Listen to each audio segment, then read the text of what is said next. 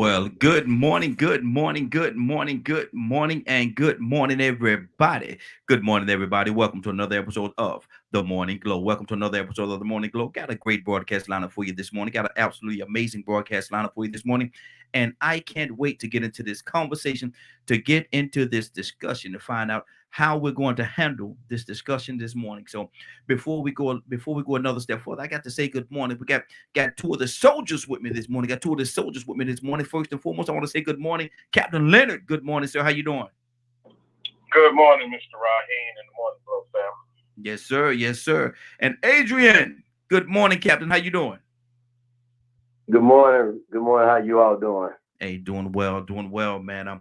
Got a topic we're gonna talk about today. Is Way Out Wednesday. So what we do, we actually talk about anything that's on people's heart. So when folks call in and they get have things that they want to talk about, we make it available for them to talk about whatever's on their heart. We're gonna come to you all too, and maybe you have something on your heart that you want to talk about this morning. But I got something on my heart I want to talk about this morning, and I'm hoping that my sisters call in too, so that they can actually bring forth their perspective on what we're talking about today. But now that I got y'all here, we can start with y'all.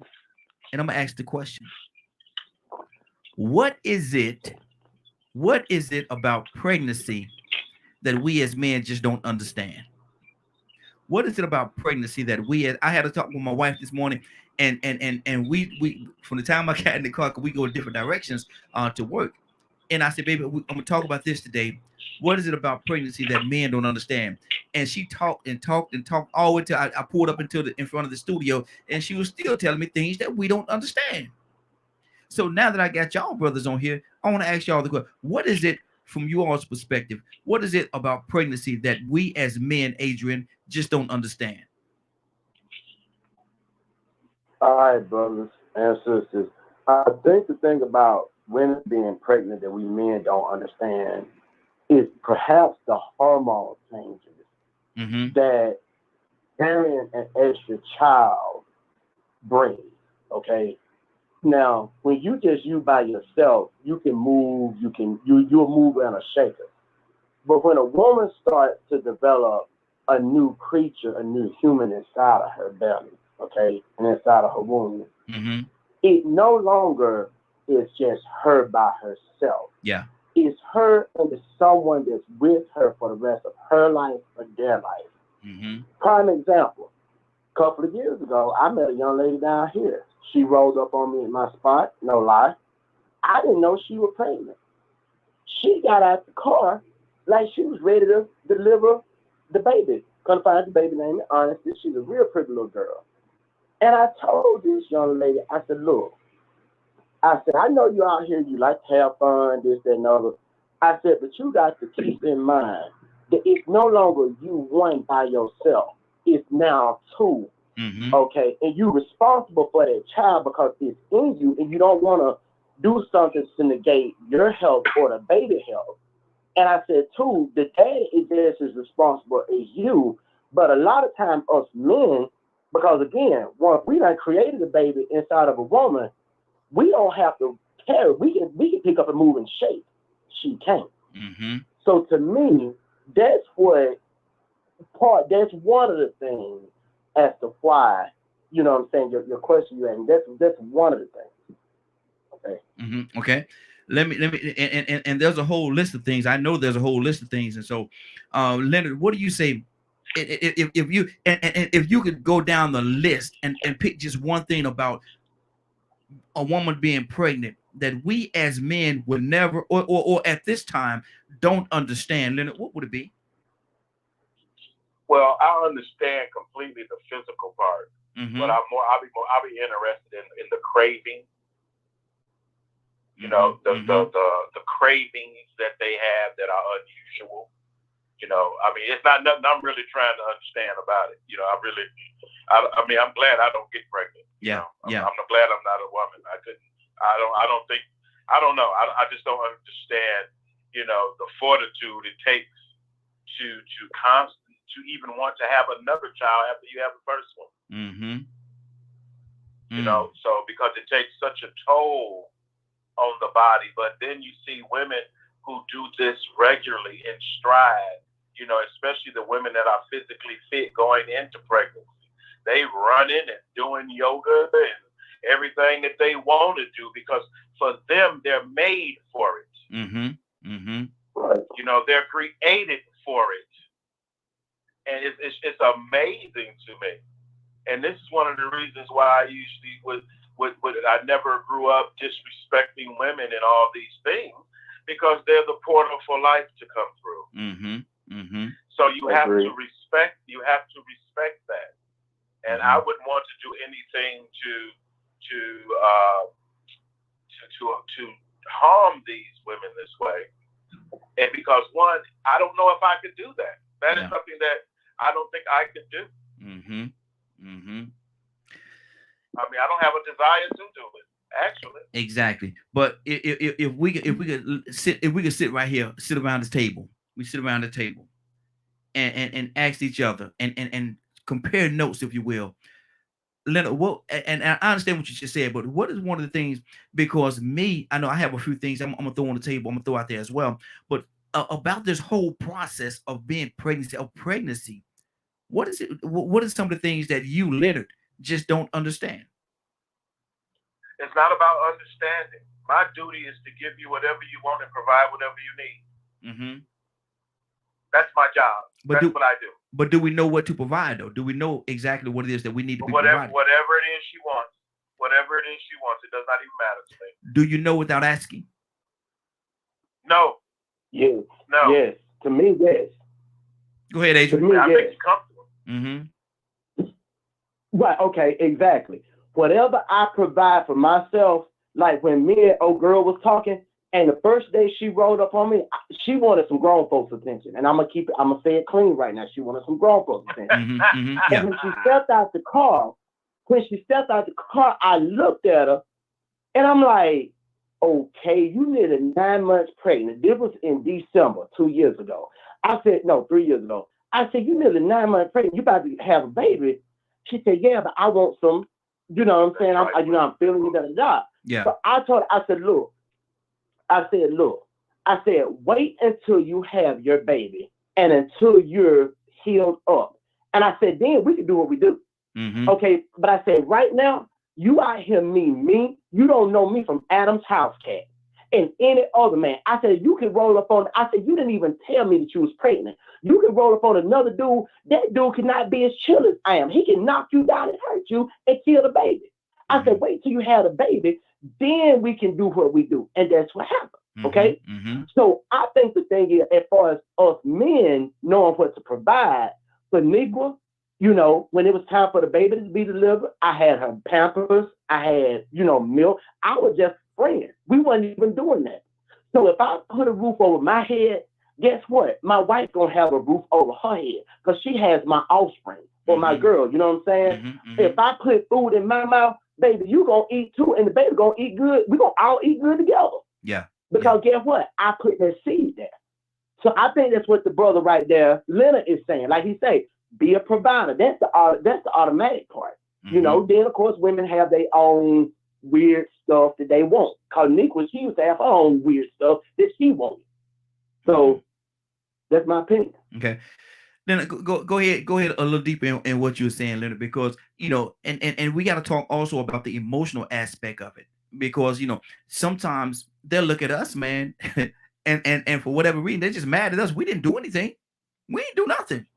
It's just the hormones and all those hormones and all these different things are acting up, flaring up, and they're responding to it. So what do you say to that?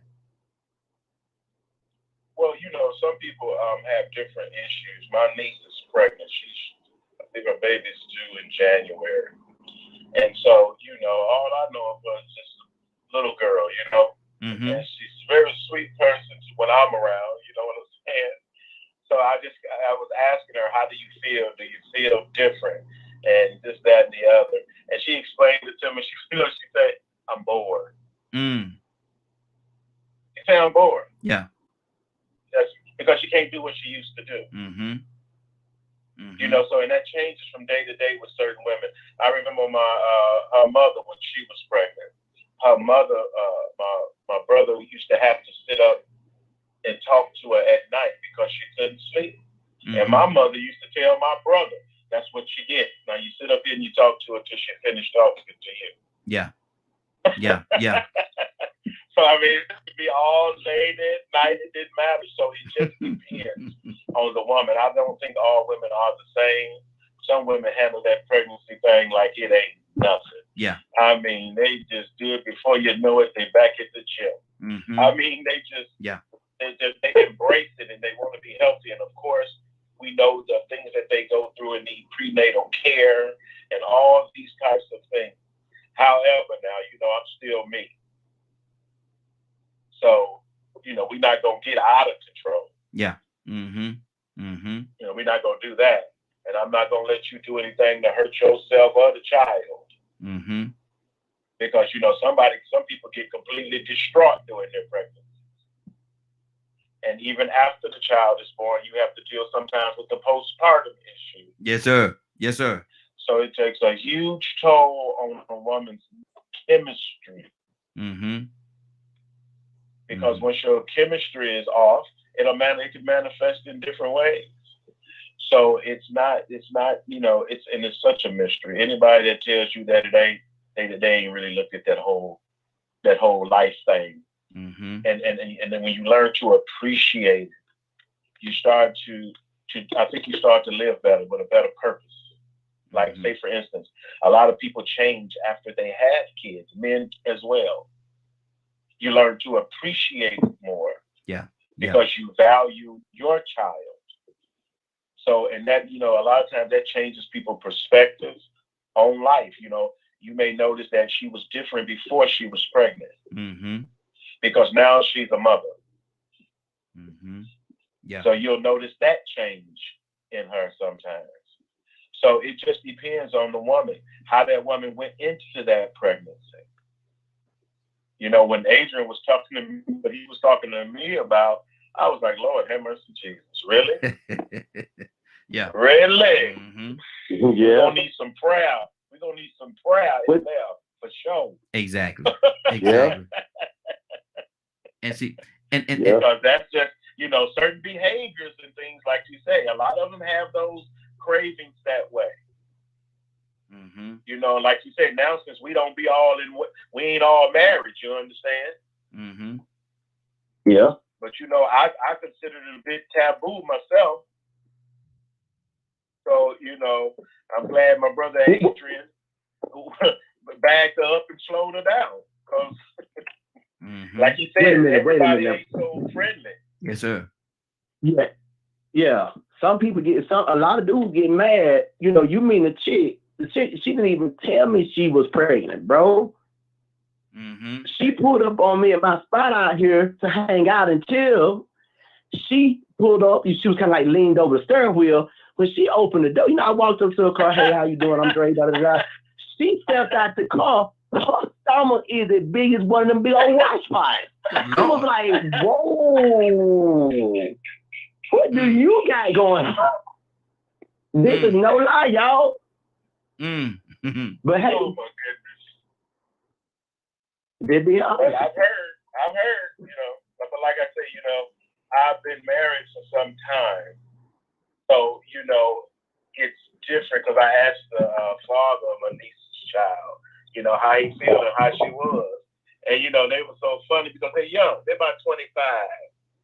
And, you know, it's so funny. He just looked at you, she all right. I said, be glad she all right then because she could be pure hell. Exactly. And it don't take long. Don't take long for that storm to stir up. So she's handling it right. It's good that she's handling it well, and that women really need that maternal instinct. I think kicks in with them, and you know it really determines how well they adjust to being a mother. Because a lot of women don't adjust well, and we see that. There's a lot of women that never wanted to be mothers. Oh Lord! Just wound up pregnant. Yeah. Going through the motion, and things happen that they don't expect. A lot of babies out of lust now, as opposed to love. Exactly. Now, love don't exist no more, man. Well, but I can't say that. I say that you have to search a little harder for it now. You have to definitely search a little harder for it. But I'm gonna tell y'all something, gentlemen. We look here. It's the whole conversation about the shift now. We got one of these ladies on here now that's gonna talk. Man, look here. We got one of these ladies on here. Good. Welcome. She was Storm. Good morning. What's going on? She was strong. That's what I said. Storm. She was strong. Good morning. That she can be a storm. Good morning. Good morning, Club family. Good morning. Hey, I got a question for you. How are you wonderful people are doing today? Hey, doing amazing. A great morning. Absolutely. And I got a question for you. And I need to hear your heart on this right here because I need to hear your whole heart on this one right here. Okay. Are you ready? I'm ready. What is it about pregnancy? What is it about pregnancy and the whole process from the first time you found out you're pregnant to the time you have that child? What is it about that process that men just don't understand?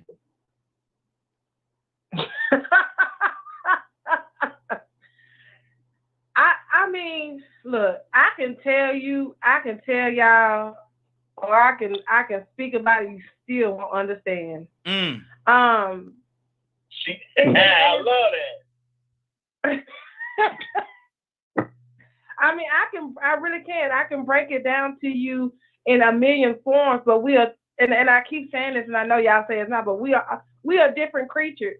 We are emotional. We are meant to carry life. I can't tell you the psychological, the emotion, and how your heart and how your body changes. Not only your body, but your spirit, and the things that you go through just to conceive, not just to actually be able to have a child.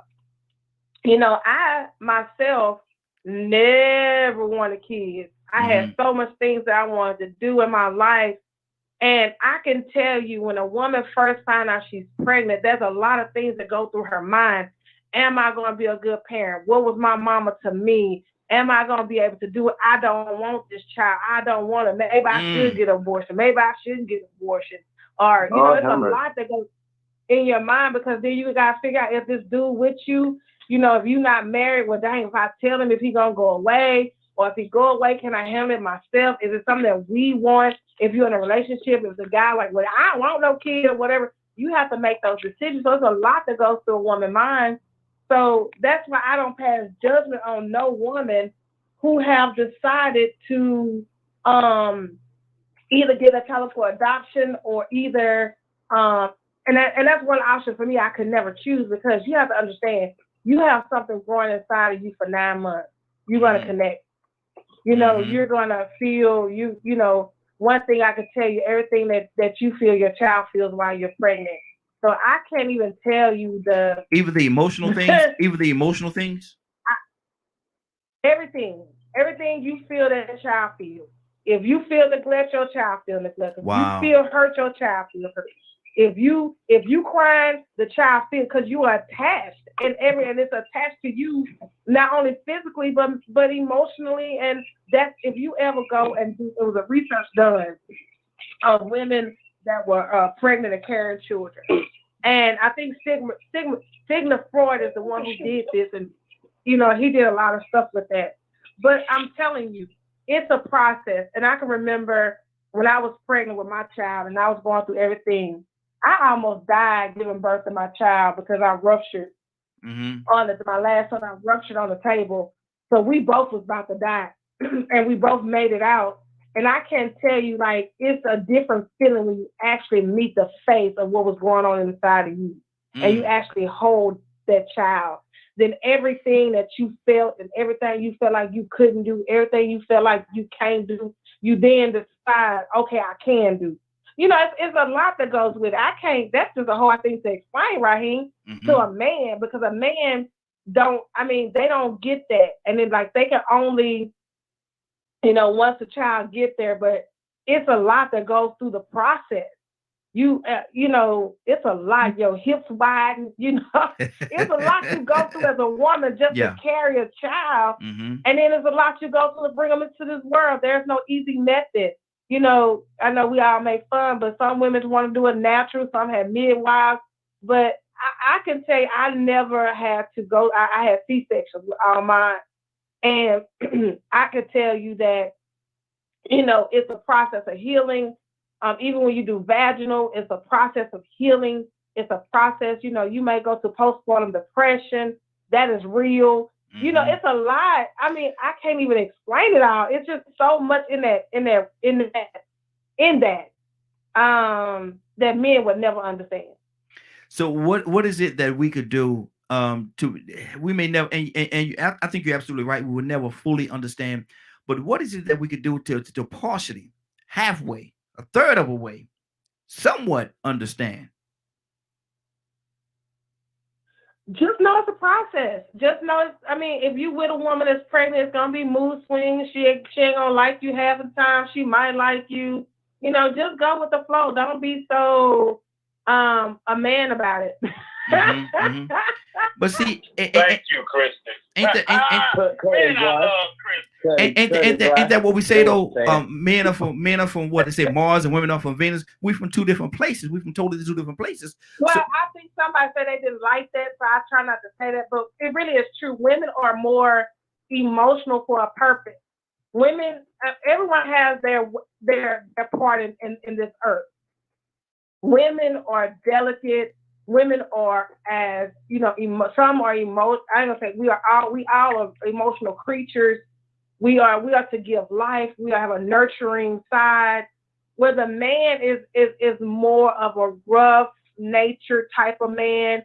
He's not that emotional. It's like those two are to come together to make it to make things wherever that's why I tell people wherever you strong at, you need somebody that's weak in that area. Where they're weak, you should be strong. Where you strong, they should be weak, because it comes together to make a beautiful unity, because then y'all make one person. That's why you have to find your atom. You have to find your rib, because when you find your rib, it's not that you wasn't complete without that rib, but when you add that rib, it added something to you that you didn't have before. It's like things make sense now. Oh, it's a lot more than a romantic fantasy that we see in fairy tales. It's not going to be hunky-dory and Cinderella-y all the time, but when you find that person that you're going to be with for the rest of your life, that you're going to cleave to and marry and be with, that is a beautiful, beautiful thing, because once it's done right, oh my God, it's like you would just say, dang, I was good then, but I'm way better now, type of thing. And that's it. You will know your person will let you know what they need during that time of pregnancy. Everybody's not the same. I can say for me that I had some weird cravings, and I would cry because I couldn't get some stuff. Like I wanted, it was like this. With my daughter, I had to have a toast with peanut butter. Time to come out the toast, you have to put the peanut butter and the honey on it. And if it wasn't hot and just like that, I ain't want it, I would cry. Cry. I don't know why. It was just like that.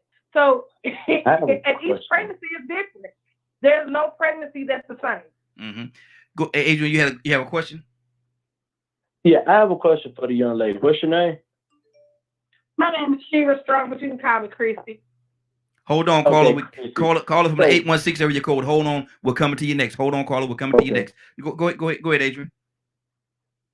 Okay, so Christy, you having your child, and like if you have these food cravings, and like let's just say your dude or your husband or whatever says, okay, yucky, that's not good or doesn't look good.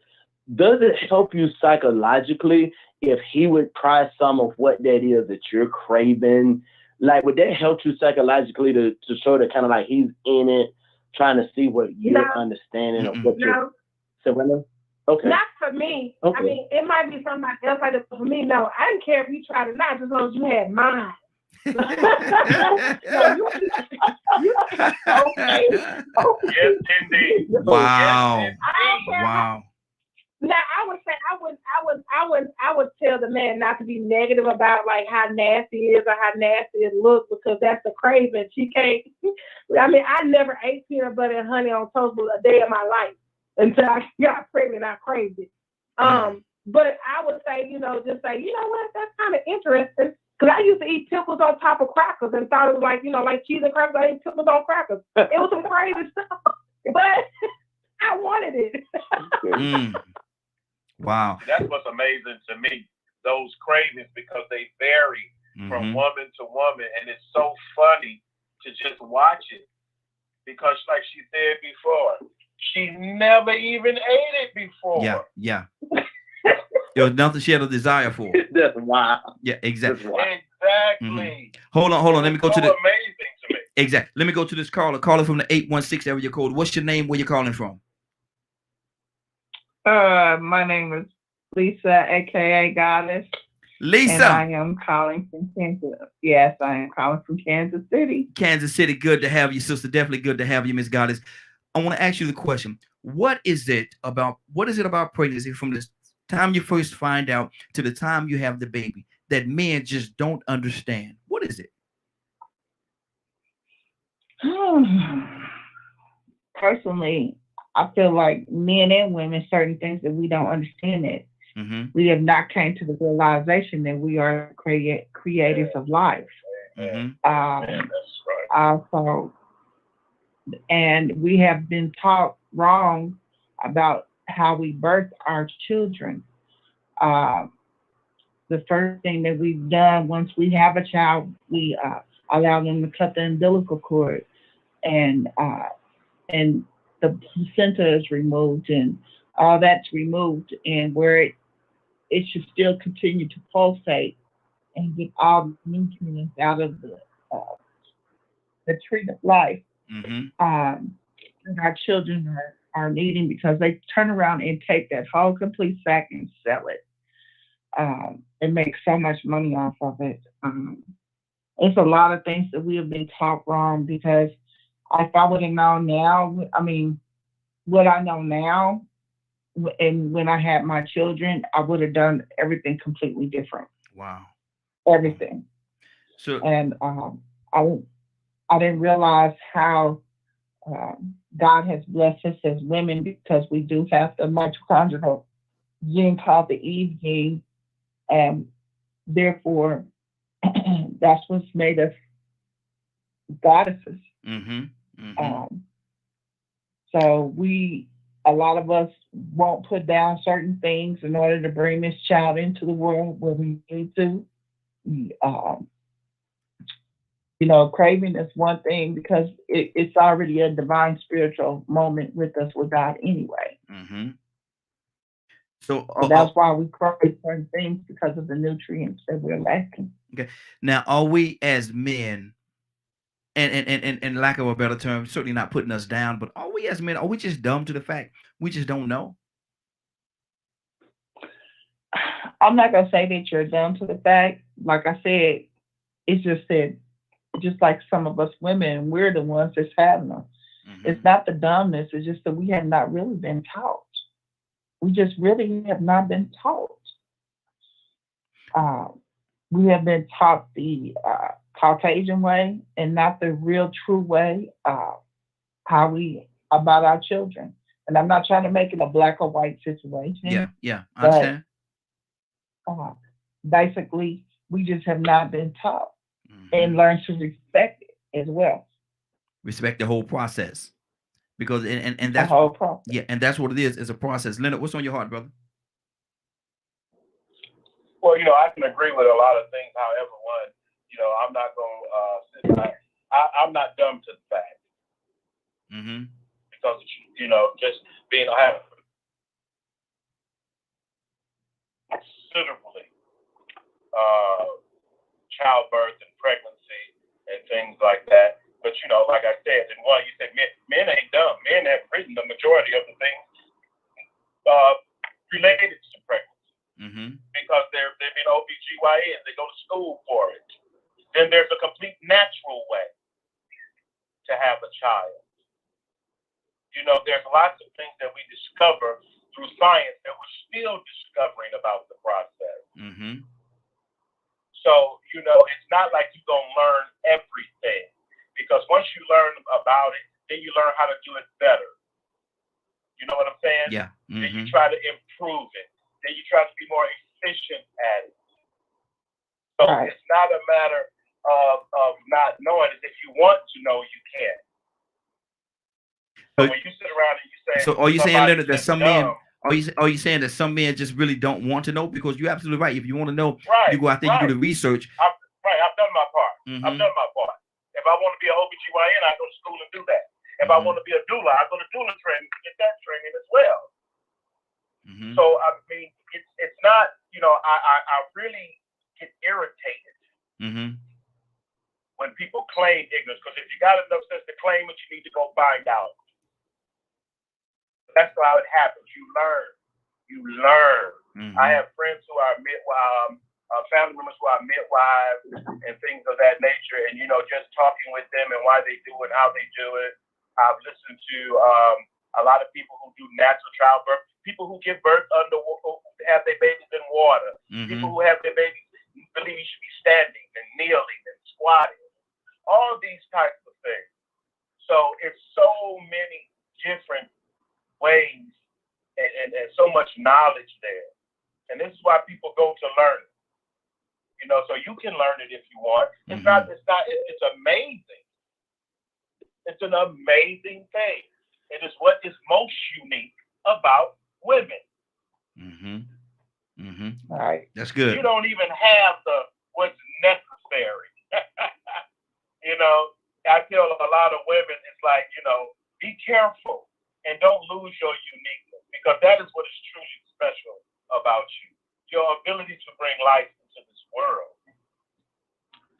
That is unique. Yes. That is something that no man can do. So hold on to that. Let me ask you a question. If we had a choice, I'm gonna come right back to this. If we had a choice, Leonard, do you think majority of the men would even want to go through the pregnancy process? I wouldn't. No. I wouldn't. Not at all. I don't know. No. We are selfish, man. We men are selfish, dude. Yes, indeed. Yes, indeed. Who is that? That is and so the closest, listen, the closest thing, and I can testify to this on a Wednesday morning. The closest thing that a man is gonna feel to childbirth is kidney stones. You men that's on the phone, have y'all ever had kidney? Have y'all ever had kidney stone, man? No. That hurt. Let me tell you what it is. It is a calcium. When I was in New York working, not eating right, okay, it's a calcium buildup that's the size of a grain of salt, and it has rigid, jagged edges all the way around it. And every time you go to the bathroom, you're gonna shoot out blood going down that street until you pass. When I tell you, it's one of the most painful things that a man can ever experience is a razor blade with jagged edges on all sides of it, coming down that little pipe coming out you. You know what I'm saying? Yeah. When they say that there is the closest thing that a man will feel to what a woman goes through with childbirth, I can testify to that. I had kidney stone twice in my life, man. It's not a good feeling. Wow. You know what's even more amazing is that Leonard, we lost you, brother. Leonard, we lost you. Let me go to I think there was Lisa wanted to say something. Lisa, was that you? No, I had already said one. Okay. Christy, that was you? Okay, what's on your heart, sis? I want to say something too, because I want us to make sure that, I heard Leonard saying that, giving life or being able to give forth life is very special. It is. But I want to.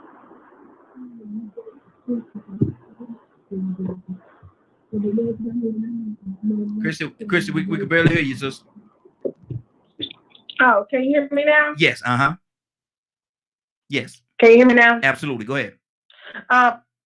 One thing that happened to me is after I had my last child, when I ruptured, I had to have a hysterectomy.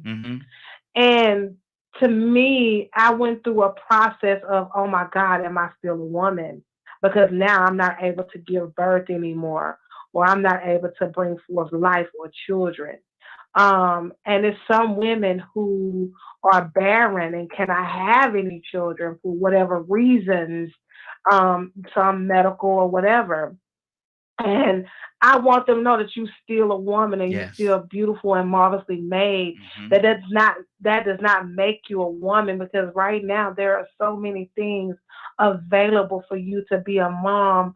One thing for me, my sons have a god mom, and y'all know my story. So when my children had to go into foster care, and my two sons went into foster care, the lady that took care of them, I told them their godmom. And to this day, she is still their godmom, and she still talks to us and calls us and or whatever. And so that's a special person that has been put in a child's life to help them. And anybody can be a godmom through adoption, Hmm. through fostering, or all kinds of things. So just because you are barren and can't go through the actual process of giving birth doesn't negate the fact that you still are nurturing a woman, Hmm. and doesn't negate the fact that you still a beautiful woman, Yes. and God can still use you to bring forth life, and you can Exactly. bring forth life in the ministry as well. I just want to talk to my sisters that can't right now, because I know sometimes women really want to have children and can't. And they are married and they go through so many things to their body just to give forth life, to please their husband, because the husband want a child, they want a son, they want a daughter, they want a child, and that woman can't because of different reasons. And Hmm. that's a huge pressure to put on a woman that cannot have kids. You go to vitro, you go to all these different things, freezing your eggs and all this stuff. It can be a wearing thing on a woman, because now she feels though she's letting herself down, left her, husband down, and she can't give forth this life. So sometimes as men, you can put so much pressure on a woman Hmm. to give forth life, and she can't, that it breaks her. Yeah. Emotionally and spiritually. Yeah. Yeah. Yeah. Lisa, what do you say to that?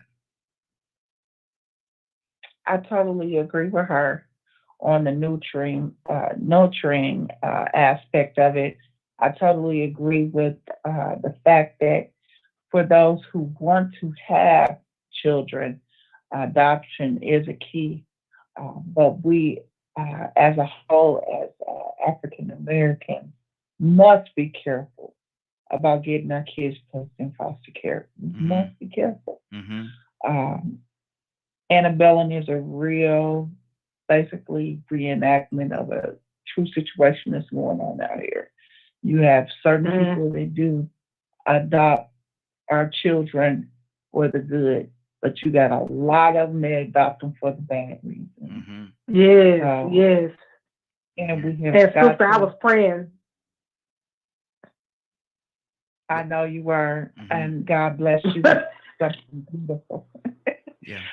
Yes. But, and that's why our fathers have got to step up. Yes. They have got our children, if you look and see, they've got our children wearing dresses that are freaking boys, and they wearing them they putting dresses on them, they're adopting them. Mm. Um, they're uh, changing who they really are. Um, they're doing a whole lot of other things that I don't even want to speak about. But our men have got to step up Hmm. um, and become fathers, uh, not even of those that don't have, I mean, those that they are fathers to their own children, but reach out and grab the next Yeah. that don't have fathers. Hmm. Um, Yes. I was blessed. I was blessed to have my daughter's father serve 24 years of life, and I was blessed to have a man come in and raise my child as his. Hmm. Um, but in that same token, I got his children. All three of his children are the I foster didn't have care. my phone with me. So I was I was blessed to be able to do that. Now that she's 24 and her dad's out, she's got a relationship with her father. So it's great to have another man step in another child's life Yeah. for a Yeah. positive reason. Yeah. You know, Exactly. Exactly. um, and I'm a daddy's baby and a mama's maybe. So Hmm. Hmm. Wow. fathers are very very important in this process. Hmm. Absolutely. Absolutely. And that's what's very important, man. We have to take the responsibility. We definitely have to take that responsibility. Leonard, what's on your heart, brother? You know, I was out for a moment, Raheem. What are you all discussing? Same thing. We still talking about and talk about the foster care, and Lisa was saying how as sometimes people adopt these children not with the best intentions, and they have the boys dressed as girls and do all kind of things to them that is not becoming of that particular child. And she was also saying that she was blessed to have a man to come into her life and take on the fatherly role for her children, and how that was such a blessing to her to have that. How often is it that our kids kind of fall to the wayside, man, and don't have that male role model? Well, of course, we know why it happens, and we know how it happens. Mm-hmm. The thing is what are we going to do to change it? Mm-hmm. Now, you know me, I'm very direct. Mm-hmm. You need to start marrying. Mm-hmm. You need to stop producing children just because you laid down. That has to stop. Mm-hmm. If you don't have a loving relationship to bring a child into, I'd rather you not do it. Yeah. Or use some kind of, or use now, some form of protection. You know, I would, you know, it would be great to be married in a loving relationship. But even if you are not married, you should be in a loving relationship. I'm not trying not to be nasty to you, but there's a reason why we say that word, that B word. Mm-hmm. Women, you don't lay down and have a baby for every man. You need to govern yourselves better. You're wondering why your children winding up the way they're winding up? It's because look who you're laying down with. Do you understand? Leonard, hello? They hear you. Look, you beating these women up this morning, Leonard. Wait a minute. This is Leonard. Now, I want to speak to this. Y'all know men. Hold on, Adrian. Hey, let's go to the young lady first. Then we'll come right back to you, Adrian. Ladies first. Go ahead, ma'am. Brother Leonard, I got you, and I hear you. Okay, but I just want to let you know that I was married to my child's father, and then I was married to the man when my child's father was convicted, and he was trying to, I don't know, I probably should have dated a little longer before I got married to find out the truth. But I was married, and I was married the second time too. So I only believe in getting married and bringing a child into this world through marriage. Good deal. So, okay. So just to answer that question. Yeah. So you know what she's saying is that and we understand where you're going, Leonard, but that doesn't apply in her situations with what I'm hearing her say. Like I said, God's plan applies to us all. Mm-hmm. Good deal. Right. Let's go to Adrian. And no, I'm sorry. Go ahead. Lisa, finish your thought.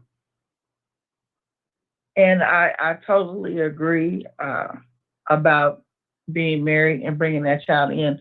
But also, I agree that marriage is not something that everybody should jump into. Mm-hmm. So, right, and that's why I said there should be a loving relationship. Mm-hmm. Right. 9 times out of 10, if he ain't married to you, he don't love you. Right. The 9 times out of 10 is kind of high. No, I don't agree with that. I don't agree with that. Now, when you say 9 times out of 10, when you say 9 times out of 10, that's a high number, because sometimes people just don't want. Sometimes people just, but sometimes people just don't want to, for whatever reason. Sometimes they don't mean they don't love them, but sometimes they just don't want to be married. I completely understand. Mm-hmm. I completely understand, and that's why they abandon now. Not necessarily, man. I know people. Agree with them. It's called a commitment. I know. You don't marry. I know some. You don't marry.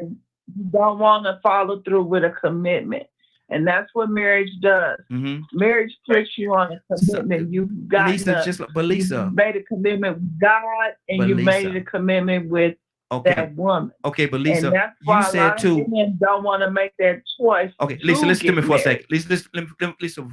You also, I think I heard you say, it was either you or Christy said that some people, I think it was you, Lisa, that said not all people should be married or married material.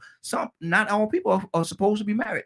You know, like I said, if everybody just go out there and get married, then we're gonna be complaining about the divorce rate because not everybody is married material. Not meaning that they don't love each other or they don't want to be with each other. And I know people. There has been, as a matter of fact, I had an uncle. He's going home to glory right now, but he was with the young lady. He was with the young lady for like 25, 30 years. They never got married, but they lived together up until the day he died. They did not get But married. that's where I have a problem with. I'm not saying just because I said that doesn't mean that I didn't agree. Mm-hmm. That and he was not marriage material, because if he felt like he can lay down with her and stay with her for 25 years, he should have respected her enough to make her wife. And that's not where all I stand. People want to be married. Not all people want to be married. It was a level of commitment that he did not want to follow through. So that piece of, when they do that, does that piece of paper change? Yeah, you can. Usually when they do that, they want to play a role where I'm not married to you. I can get out here and do this and I can do that. I just got to putting on my Facebook that, and I tell these women that you cannot grab a man and remain that he's going to remain faithful from another woman's bed. You can't do it. And it goes both ways. But Lisa, let me say this to you too, though. And we got a call. I'm gonna go to the call as well. But my thing is, I know people, and I lived around the military for a long time, and I know a lot of those military men and women that were married. They were sleeping with all kind of other people. I know, like I said, I know people that, and when the husband used to go out to the field and stuff like that, I was a different person at that time. They used to sneak me in the door. The husband in the field, he gonna be gone 20, 30 days. He gonna be gone for this amount of time. And they look here, what you doing? Just as trifling as they call it what you want. Call it what you want to call it. Call it what you want to call it. And I accept what it is that you call it. But my thing is this right here. It happened. It happened. And like I said, we all got a past. We all got things that we did that we're not happy with. We all got things that we did that we're not pleased with. I was, as a matter of fact, truth of the matter, I was in I was in high school. I was a high school student. I graduated in Hawaii. I graduated in Hawaii. These was grown women that was calling me to their house. Yes, sir. Because their husband, because their husband was gone.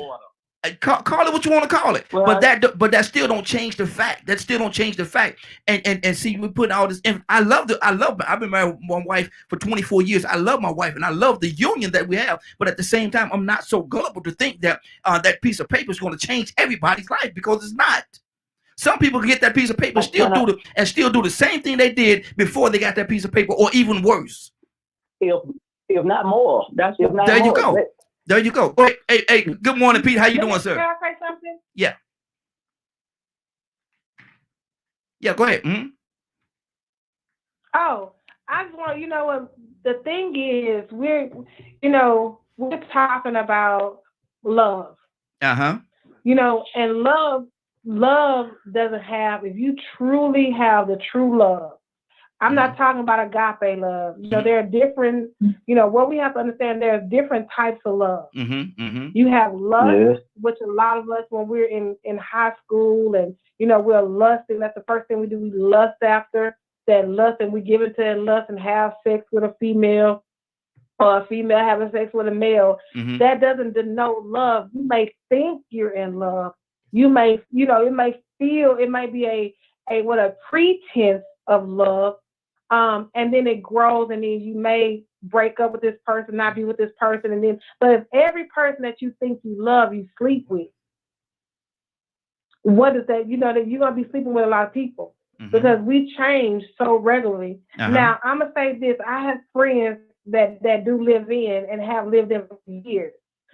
To me, I feel as though that's out of respect, make her an honest woman. If you're gonna tie her up like that, y'all living together, y'all doing all this stuff, y'all, and there's a thing as a common law marriage. If you don't, and common law marriage is someone that's been married,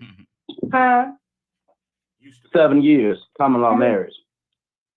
Yes, you with someone for 7 years. And in Texas, it's not even 7 years. It varies by state because this happens It's to a 30 man. days. It ain't even 30 days. It's just if you if you and the man acknowledge that you publicly that y'all are husband and wife, just like this man, he went with a prostitute to a hotel and he signed as Mr. and Mrs. Her Mr. his name, Mrs. her name on the hotel registry. This man was married. Do you know that prostitute got that paper where he signed that and sued him for bigamy and got money and won because he was already married, claiming to be married to her. Keep playing sin games. Keep what I'm playing saying sin is games. that paper, like a marriage license, just like a fishing license. You got people who will go fishing without a license, but they suffer the consequences when they get caught. You understand what I'm saying? So my pastor always tell me, if you got to have a license to fish, you got to have a license to drive. Baby, you got to have a license to be with me. Come on. See, I understand. I understand. Like I said, we're not going to stand up but for the love thing is unrighteousness. separate, Wait a minute, I'm saying the love thing is separate.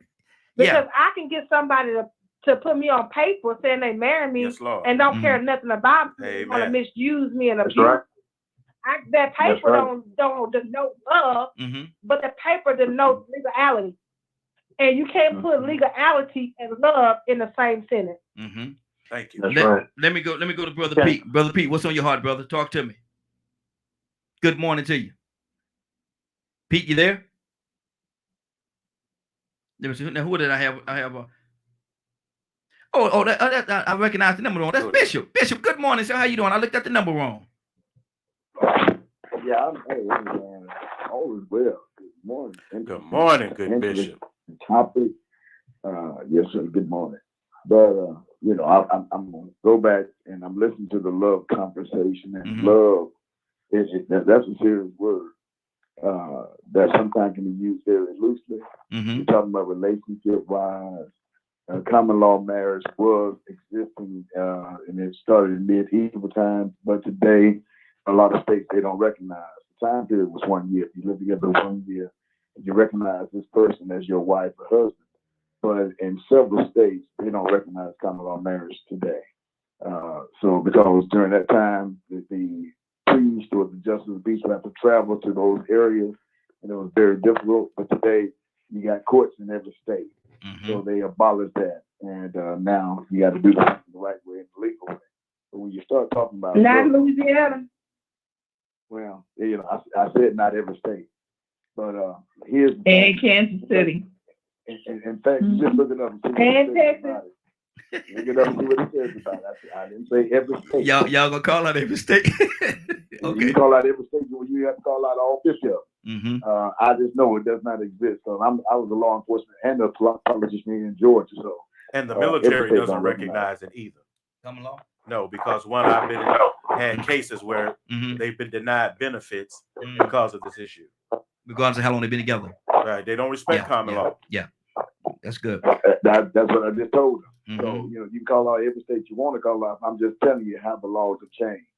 And it's good to stay abreast on these things. So when we speak about them, we know exactly what we're talking about. And going back to the love statement, and these women that sell their bodies, what they love the money, they love the sex, they don't love the man. Sometimes people are in relationships for convenience. And Leonard said it best. You're out here laying around, you got a baby dick, got this baby daddy, that baby daddy, this baby daddy, got 5 to 6 different baby daddies. Because you can lay down with every one of them instead of having on some protection. So they ain't gonna tell nobody, you don't fornicate. The more you tell folks not to fornicate, the more they're gonna do it. That's the thing about it. You tell folks to break the law, what they do, they break the law. Yeah. So when it comes down to relationships, understand wholeheartedly what relationships are, whether or not you're willing to commit. And then if you got the man in your life, sometimes hold on to your values, because Leonard started when he said something about getting that title B. Men do that. They will rate you as such and such. And they look for a good time, and most time they don't get a good time, and they think they're going on about their business because they didn't satisfy what they want to satisfy. So this is way out Wednesday. Yes, sir. So let's get way out. There you go. All right. Okay. Raheem, Yes. I can got I a say question. something I got a real quick? question. I got a question real quick. Okay. Hold on 1 second. I Go got- ahead, Adrian. Go ahead with your Go ahead. question, and then I'll come back to you, Lisa. Adrian. Okay, real quick. That letter B, is that the Okay. is that the 5-letter word or which one? I don't know. Or the how you 4-letter Yeah. word? It's 5. the one related to the female dog. Yeah, That the 5-letter word is what they're saying. Okay. Yeah. And I'm gonna tell you what my opinion is on that as a 4-letter word that starts with a D. Men are that 5-letter word that start with a B. It's many of us that are female 5-letter words, to be honest with you. you can't have no And we baby, are sir. full of 4-letter words that start with an S, and that's honest. I'm thinking about a young man right now that got 2 babies by an 18, 19-year-old girl. He was laying up screwing her out throughout his high school administration, and because she too dark and he had mixed a mulatto or half-breed, he don't want to be with her. Now, don't that make him a 5-letter word too? No. We can't point fingers, but we can't call nobody a whore without a whoremonger. Now, right now, I'll admit it, and I'll be real honest. I done did my whoring in my days, okay? So I can't sit here and call a female that's sitting here on her knees giving me oral a hoe and not call myself a whoremonger. And I'm proud of it. Let's just be honest. Go ahead, Leonard. Well, first of And I all, love being a D. well, first of all, Hold on. And when B nothing Hold else. on, Adrian. Hold on, Adrian. Hold on, brother. well, first of all, Yeah, a man does not give birth. Mm-hmm. And this is what I always tell women when women get in these heated discussions Mm-hmm. about what ought to be, Mm-hmm. what should happen. Mm-hmm. See, it should happen, but it didn't. Now we got to deal with the evidence. Mm-hmm. Now we have to deal with the facts of the matter. And we always, and one thing it's not like I ain't saying, trust me, but what I don't do is I don't stand up for unrighteousness. Mm-hmm. I don't care who you are. Mm-hmm. Male or female? Male or female, Okay. white, black, blue, green, or whatever. Like I was talking with the other sister before. God's plan is for all of us. Mm-hmm. So when we choose to do whatever we want to do, then we fall prey to what we have done, our own will. Mm-hmm. So now that the facts of the matter are here, now we want to argue about definition and is this one, that one, that one, that one. All you have sinned Mm-hmm. and fallen short. Mm-hmm. So what are you going to do to do better? Mm-hmm. See, we can't sit here and stand up for unrighteousness because it automatically subverts our fight. It's hard to fight when you ain't right. You understand? Mm-hmm. It's hard to win this way. So we're gonna quit justifying sin, Mm-hmm. and we're gonna stop acting like God made a mistake. Mm. Come on. So it's not that one is better than the other. It's that you recognize and repent and do the right thing. Mm-hmm. You see, some people can't do right unless they sit next to somebody else. Yeah. You know what I'm saying? somebody's watching, So looking if over their I'm shoulder. doing wrong and you sit next to me and you agreeing with my wrong, now we're gonna go ahead and act like that's right. I don't care who you sleeping with or what you doing. Mm-hmm. It's wrong. Yeah. I was wrong. You was wrong. Your mama was Yeah, wrong. yeah. All of us was wrong. Mm-hmm. It's not an either or thing. Mm-hmm. It is And if we do we have a desire. Mm-hmm. to And that's do what I right. was saying. And that's what I was saying about during the time I was in high school. When I was in high school, I'm still Right. I'm a teenager. I'm over there, and their husbands go out to the field, Uh-huh. and they call me, Yes. and I go. Now, am I sitting here trying to say that was right or there was the quote unquote right thing to do? Absolutely not. But Absolutely and not. then think about it. Mm-hmm. From all these different things like you just mentioned. Mm-hmm. First of all, you ain't even married, but you don't got yourself into an adulterous situation. Exactly. You ain't even married yet. Yeah. Ain't even married. Now, what if And that's on my book. Now, what if you a soldier and you all across seas and your wife called him? Come on. That's okay? That's okay with you? Not okay at all. Not at all. I didn't not think at all. so. And see, but that's the whole thing about it. These people, and we're talking about that piece of paper, which was, like I said, I honor because I love my wife and I love the union that we have. We've been married, like I said, for 20-something years. But my thing is this right here. I don't want people to think that piece of paper is going to change this individual because of the fact they signed the name on that piece of paper. They still, but it's going to hold them legally responsible they will for be. certain things. Some people don't care about that, Leonard. Well, Some people that's don't the care thing. That's why you got to have it because some people just don't care. Yeah, exactly. And that's why I tell people you have to understand the fight. My LGBT community thinks that I am against them. But it's not that I am against you on these issues. It is that we must preserve ourselves as well. So one, yes, I'm all for if that same-sex marriage has never been an issue for me. Go on down there and get married if that's what you want to do. I don't have nothing to do with, no problem with that. But you're not going to come and demand the man of God give you holy matrimony. That's different. Man, listen, we got a couple of people on the phone call. Let me get them involved. Cassandra, good morning, young lady. How you doing? Rico, I know you're there, brother. We're coming to you next. Cassandra, what's on your heart? You've been listening for a minute. Our topic is, and we know how we do, we veer off sometime, but our topic is, what is it about pregnancy that men just do not understand? You can talk about that, or you can talk about where we are right now. Hey, Miss Cassandra, I love you. Hey, Miss Cassandra, good morning. I love you. Good morning, I love you guys. I'm trying to figure out which way to go. Because let me ask you this, Cassandra, because I made the point, and okay. they got on me this morning. But I was saying that, because of the fact that a person has that piece of paper, the marriage certificate, it does not mean that they're going to love that person any more or any less. It does not matter, because I've seen people, and I gave the example when I was over in Hawaii. I was in high school. I'm a high school student. And these married women, when their husband go out to the field, they call me over to their house. And there I go. You know what I mean? And doing what we do. I guess I was the husband during that time. Man, you better stop it. I'm just saying, because the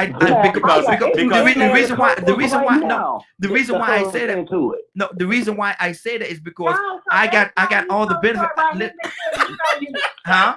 What happened? So you went broke. Listen, I got all the benefits that the husband should get, because when he was away, I was there. You just filthy. Call it what you want to call it. Some of them be right there, man. I'm sorry, Cassandra. I'm sorry. Call it what you want to call it. I was just too scared to be doing stuff like that. Raheem. Yes. I got to tell you this. Now I understand why you so short and you haven't grown since high school. Them men put a root on you. Look here. They wives should love. They wives should love me. They love. They wives. It is. And let me say about it. I'll go back to Cassandra, because I definitely want to hear what's on Cassandra. Ain't no telling what Cassandra's gonna hit me with. But my thing is, during that point in time of my life, I was a different person than I am now. Like I say again, we all have our past. We all have things that we've done that we're not proud of. Would I do those very things today? Absolutely not. That's absolutely not. Absolutely not.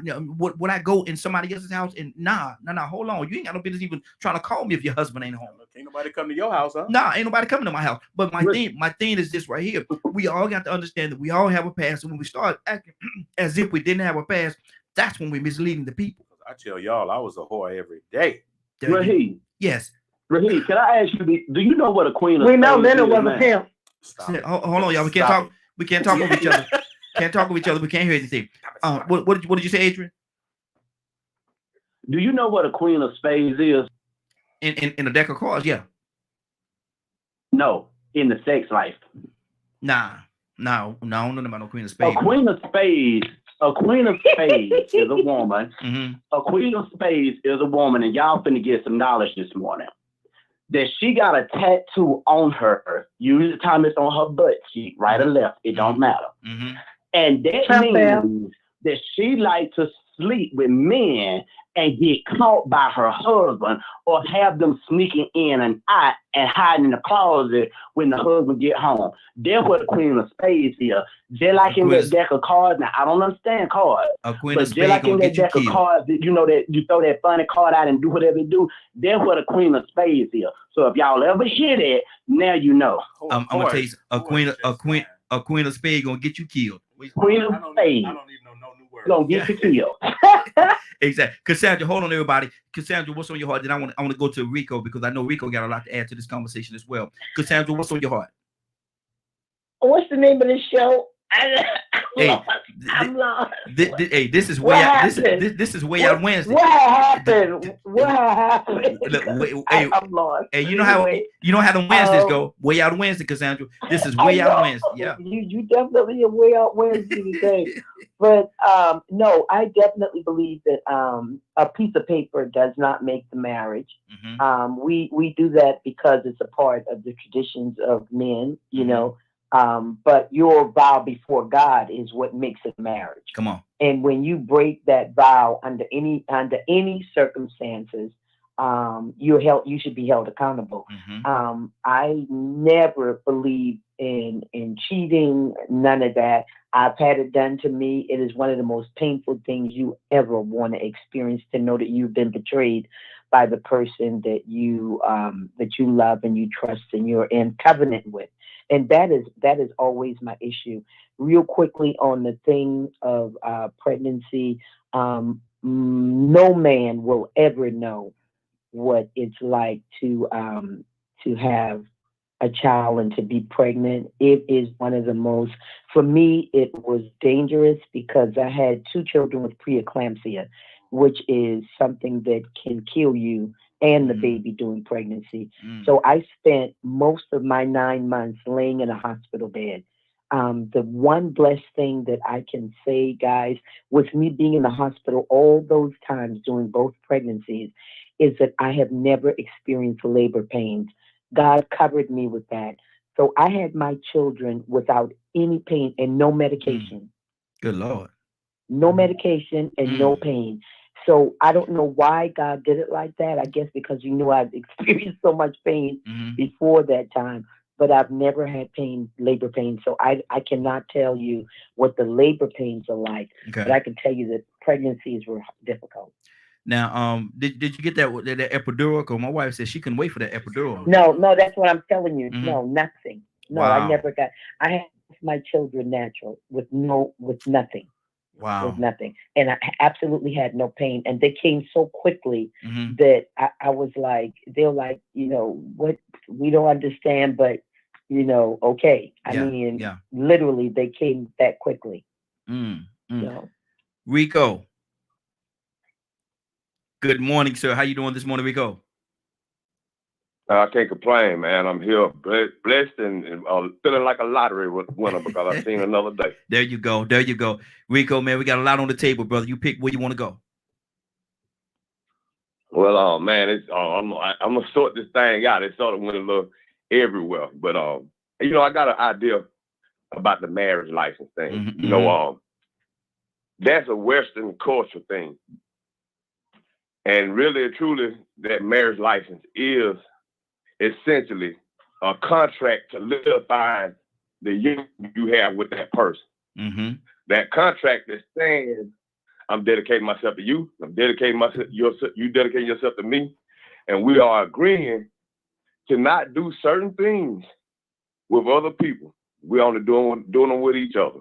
It's a security. Especially for those that want to secure their legacy, the way that they can reproduce and carry on their genealogy. So, that contract is valuable, but we still got to remember that's a Western culture thing. That's a white man's invention. And it was a reason for them to do that. So now we've gravitated and embraced that tradition for having that contract to solidify our union between each other. And that contract is saying that you won't violate this contract and go outside and do these same things with other people. It should be honored.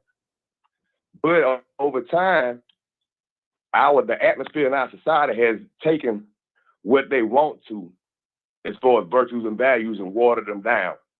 Like right now, you have people that's very strong in solidarity, but they don't believe in being faithful. We know that you're supposed to treat people the way you want to be treated. But like you said, we got people going in people's back door, hiding in people's closet. You got women having children with men that's not their husbands and putting them on the husbands. I mean, you got so many different ways that people are doing what they want to do and not caring nothing about the consequences. They just want that climax and that pleasure. They're trying to achieve their selfish goals, and they're ignoring the contract, ignoring the values. We come up in a society right now, especially Black men. I know I came up in it where I was taught that I need to sow my oats. I can't sow my oats if a woman is a virgin or a girl is a virgin. And if girls my age were virgins, then that means I've got to sow my oats with some grown women. But in all righteousness, these women supposed to be married if they having sex, right? Yeah. Mm-hmm. So I'm getting a whole bunch of contradiction. You know, I'm being programmed to believe in being righteous and doing the right things and treating others the way we want to be treated. But then you got these street codes, like I said, and they water down which values and virtues that they want you to embrace. Mm-hmm. So now you got, like, right now, even with away from marriages, but even in gangs, you know, I saw a documentary about how the Bloods and Crips got started, where the Crips got started. And I found out that those were the children of pretty much members and leaders of the Black Panthers. But they had a general idea of how to organize and why to organize, but they didn't have that guidance to get them that solid structure. So they took bits and pieces of what they learned from watching the Black Panthers be organized and used that to put their structure together. But at the same time, they still lacked some of the purpose and values that the Black Panthers had. So it was easy for people to infiltrate them with negativity. Mm-hmm. Because the organization wasn't right. They didn't have the right guidance. They didn't have people that came before them to show them, well, this is the reason why you organize. This is the reason why you got this constitution. This is the reason why you're doing this and that. Yeah. Mm-hmm. And so, you know, we get misprogrammed and we violate these contracts. We don't, I mean, the honor, really and truly, we lack in honor more than anything. You can find solidarity everywhere and still not find honor within that solidarity. They call it honor amongst thieves. Yeah. Yeah. How can you have honor amongst thieves? Ain't nothing honorable about being a thief. Mm-hmm. Exactly. Now, what do you say about men understanding or not understanding the whole process of pregnancy? Man, I remember my first son, when I'm gonna call my baby mama because we wasn't married. When he was getting ready to come, man, the day he was coming, I saw her whole stomach shift. I ain't never saw nothing like this, man. The closest I seen to something like this was on Alien. Mm-hmm. My son completely shifted down to the lower part of her stomach, and she was in excruciating pain, crawling around on the floor. And I remember thinking to myself, okay, I thought I had an idea of what this pregnancy thing is about, but now I'm getting a real clear picture of what's going on. Mm-hmm. So I'm seeing her body transform. Mm-hmm. So then all of a sudden we get into labor. She took the epidural, it didn't matter. She cussed me and called me all kind of things you could think of. And I walked out the room. I was like, man, I can't believe she feel this way about me. I was completely wasn't expecting this. Yeah. So everything calmed down, went into delivery, and I seen that head come up out of there. Now, selfishly, the simple-minded side of me went to thinking and feeling like, oh man, I ain't gonna be able to do nothing no more. that whole baby that came out of there. But then the most important side of me was like, man, her whole body just came out of there. Yeah, yeah. She gonna have to repair. Mm-hmm. I mean, you know, she gonna have to mend, but her body shifted. Her pelvis and everything shifted so this whole baby body could come out of her body. Man, I appreciate it. I fell in love more. Mm-hmm. And she got worse with me. But it really made me feel more for her, respectfully. You know, it made me respect women altogether a lot more. Yeah. Because, you know, I know how much of a painful situation that is, just having your body transform. I mean, imagine having your body just break. Your bones just break, shifting for no reason. But I mean, you carrying extra weight. Oh, man, I couldn't imagine it. And so I was in a state of confusion. That was a place I had never been in my life. I was like, man, I thought I had this figured out. I thought I had a clue. But I ain't got a clue of what a woman is going through when she's pregnant. Well, let me ask you this question, Rico, and I asked the question of the gentleman that's on the line. I need to ask Bishop the question too. If you could change places and give birth, and so she didn't have to do that, would you do it? No. Like I said, that's why I got so much respect for him. Mm-hmm. I mean, I couldn't imagine an entire life inside of me just moving around, and I can't do nothing about it.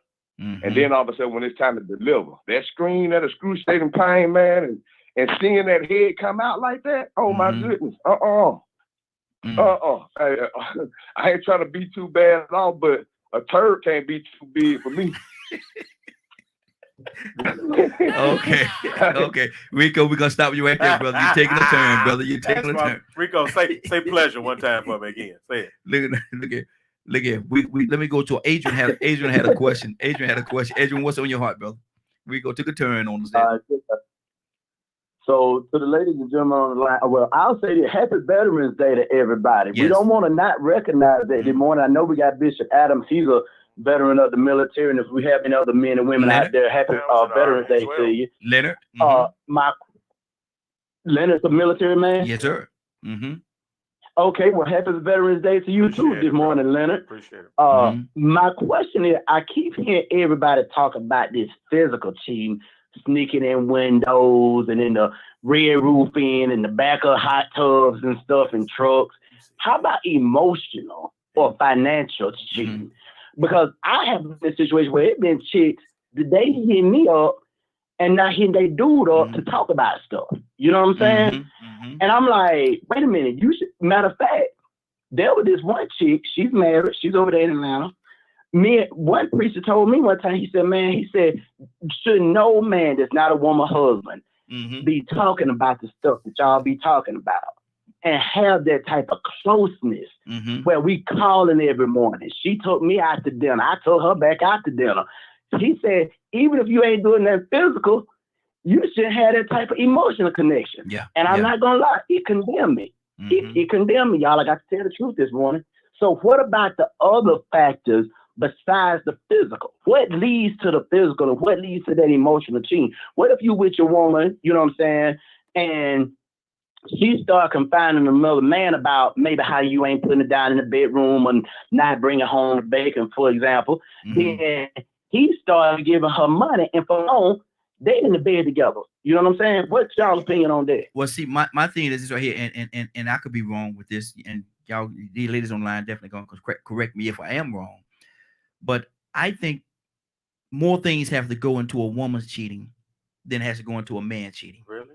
Yeah, I really think so. I think that they told you? Yeah, I think so. I think that a woman, you I'll have to agree really with that. you have to really push her to a certain point to push her out of your arms.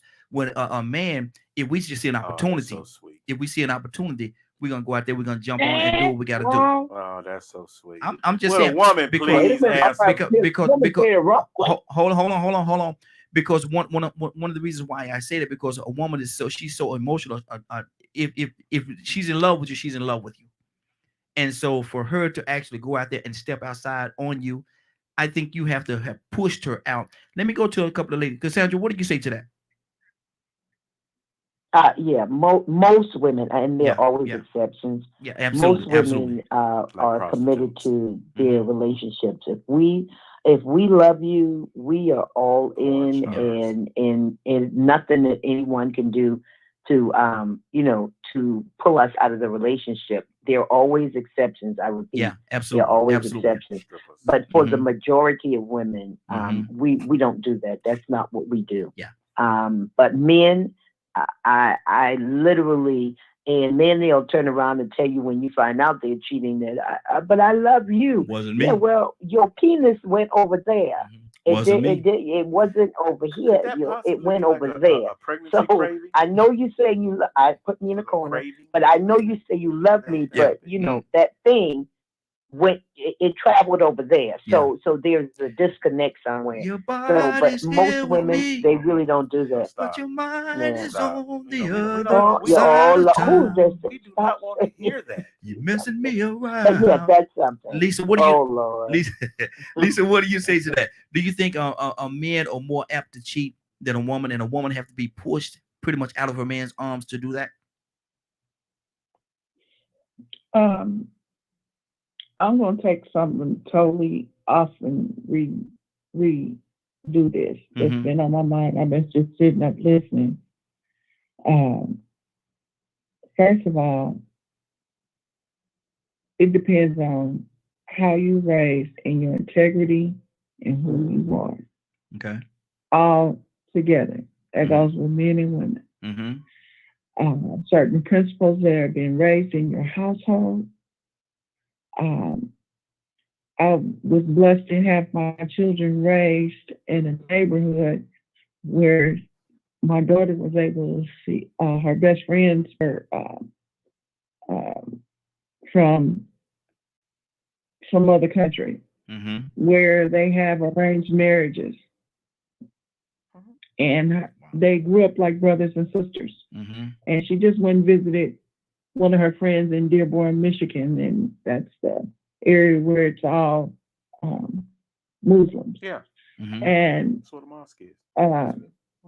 With that being said, now her friend, he talked to her and was like, look, I'm about to have a wife, and they've already picked her out for me.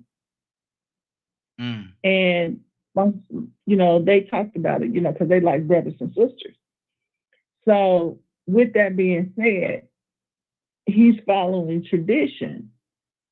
And we as our people never had a tradition because we were broken up during our slavery times and improved. So our tradition has been changed.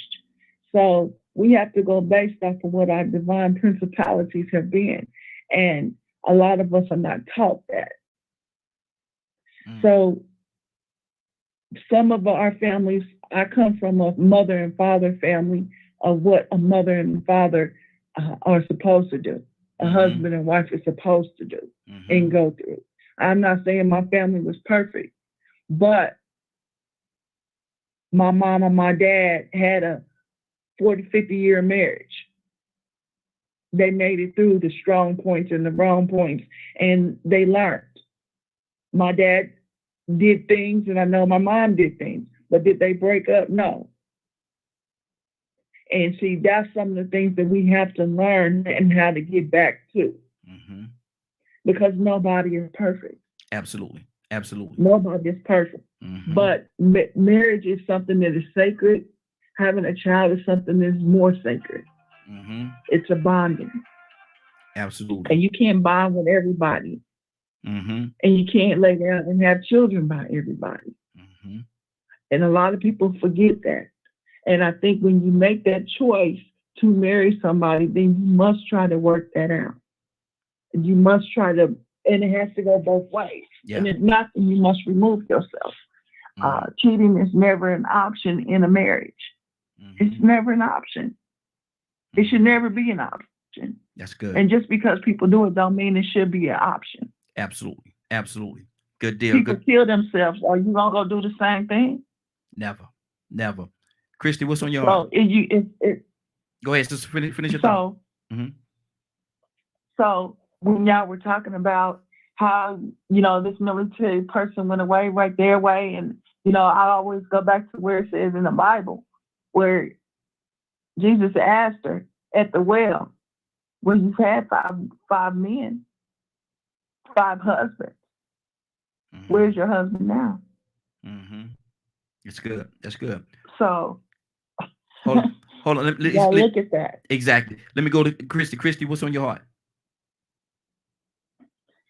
Well, I'm gonna be honest, and I'm gonna be real, and I'm gonna be so honest with y'all that it's sad. Sometimes a woman haven't already made up in her mind what she gonna do, and it ain't got nothing to do with the way you woo her, the way you talk to her, she can just kind of look at you, and if you work in an office and she looking at you like, I want him, and then she gonna inch her way to do it if she want to. It ain't no, he ain't got to talk her wrong down. She gonna have it already down before that she want it. Right. So it's not that. Go ahead, Christy. It's not that you have. It's not that you have to come and woo her and talk to her to get her to, you know, feel like what she knows was missing in her relationship, and she gonna seek that. You know, that's just like a man. He gonna seek it regardless. Now, if she go back home to her husband, that's a different thing. Now, should that happen, you want to know if it's morally correct? No, it's not morally correct to go out on your husband. No, it's not morally correct to have an emotional connection with someone else besides your husband. Does it happen? Yes, it does. Now, is a woman being taken advantage of? I do not think so. I think a woman have already made up her mind what she gonna do, when she gonna do it, and how she gonna do it. Come on now. It's just picking up. That's good. That's good. Bishop, talk to me, Bishop. What's on your heart? Yeah, yes, it is, Lust. That's what your question is. Okay, exactly. Bishop, what's on your heart, brother? Talk to me. I like what Chris was just saying, man. She just told the flat out truth. Bottom line. And that's the thing about it. What I like about the show, and sometimes we can have some very controversial conversations, and I know people get hyped, and sometimes they even get into feelings, but it happens. But we're not trying to generate any anger. We're just trying to bring to light the reality of what we face on a daily basis in a relationship, what love looks like, what is it supposed to look like, what happens, what happens if you're married and this happens. So we're trying to talk you through all of it, and we're not justifying and condoning any wrong by any means. And I want to just, throw out that disclaimer right there, because, a person's opinions and views, that's why it's called an open conversation. I want your perspective, your view on it. How you feel about it? What do you think about this? And this is one of the things that I like, and what DKM Media Group and associates bring to the table are those type of conversations. Yes, sir. Leonard and Rico, Donald Tucson, Kurt, Sherry, Christy, Cassandra, so many, it's wonder. So many other folks that's calling in. Adrian is calling in now. And then he's giving his perspectives. And this is what you like. Because he's a little bit younger than I am. And in fact, I think the majority of the folks on this line that call in are much younger than me. But at the end of the day, it is what it is. Now, do I want to go through the pregnancy that my wife has gone through? No. Am I there to support? Yeah. But Adrian talked about kidney stones. And I had them. And I'm going to tell you, it was not pretty. And it didn't feel good. And they said that's the thing to a woman being pregnant.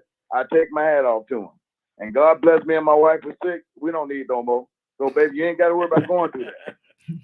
You've been through it 6 times. I ain't going to put you through that, no more. But for those who want to have 10, 11, 12, 13, 15, y'all keep on going.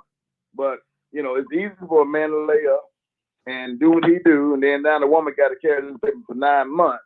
Go through the pain, the excruciating pain of delivery, but the pain that she's dealing with as she's going through the entire pregnancy. So, it is what it is. But on the relationship-wise, I'm going to go back. And I talked about it. My brother was in a common law relationship. He went to take care of some legal business. The court told him, no, you got to get married. And so we don't recognize that here in Georgia, common law marriage. We don't recognize it here in Georgia anymore. And that's what they were saying. And so I figured I'd look it up and get the information that I provided to validate my statement as it relates. So moving forward, we'll all know what is permissible in whatever state and what is not. But in a relationship, love is a word that's used loosely. And if a woman, like I said earlier, I hate to praise them, and Adrian said it right. There are men that are carry the beat. They really are. Yeah. But my mama said this many years ago, and I'm gonna shut up after I make the statement, I believe. She said a man can go and lay with 100 women, and the folks still say that's Mr. Chocolate. But if a woman go outside her relationship and mess with a man, they're gonna call her a garden too. Yeah. And I said they're gonna call her a whore. Hey! And that is hey! Get that corner ready over there. Get that corner. Get it ready. Here come bitch. Get it ready. But the whore is not a bad word. No, it's not a bad word to me at all. So I don't have to get the call today. Yeah, but that's how it has been in life. And a perfect example is Mr. Trump has done what he's done, but that's Mr. President. And everybody knows his track record. And he publicized it. So, but that's still Mr. President, that's still Mr. Trump. And that's a perfect example of something that we have to face, and it does not make it right. So just for him, and that's for her. Yeah. Right is right and wrong is wrong. And I don't justify either one of them. Don't matter how you paint it. Leonard, what's on your heart, brother? Oh, I wanted to speak to a certain community. And this is this community of African Americans. They want to get back to the heritage this way, that way. And they really are just trifling. Women, don't let these men convince you this crap about Africa and all these things and why you should be one of many women. Oh, you're talking about more than one wife. Okay. Let me help you understand. Them women the men that tell you that, they skip one part. Guess what? He's married and financially responsible for all the wives that he has. Yes. Yeah. That's the big one. Right. Okay. So I'm so sick of people misrepresenting things like polygamy and all these other types of things. If you're going to use it right and be right. But a lot of these men out here are trying to convince women that they are supposed to be one of many. This is their position, and that their role is to serve him and his trifling behind. So don't misrepresent Africa this way and our elders this way. Because there were certain traditions that they had were just as terrible as this Western contract of marriage. Because one, you could mess around there and have your clit removed. Do you understand me? That's right. That's right. And there are women who part of tradition is having your back torn open with switches to prove to a man you're worthy of him. Yeah. So we're not going to exchange one wrong for another wrong or evil just because it's black or white. We're going to call it what it is. Marriage is a contract. It's a contract by the state. It's a contract that entitles you to certain benefits in this democracy. That's what that is.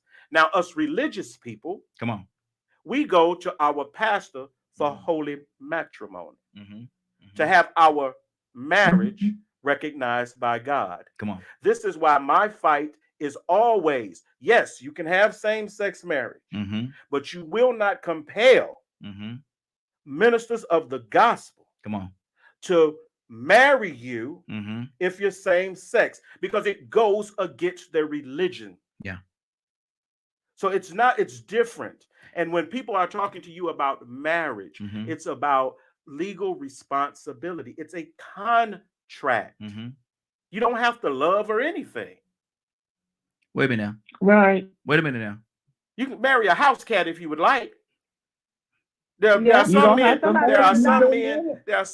tell a woman. That's what people fail to realize. Right. Yeah. There are men that will tell you they love you and love their dog more than you. Right now. Treat the dog. Treat the dog better. And I know a lot of men, even though you're sleeping around and things like that, there are some men, even though they do that, they still don't want to be in a position to commit adultery.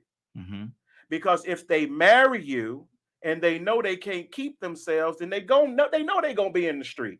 And that's why a lot of them don't marry as well. Tell the truth.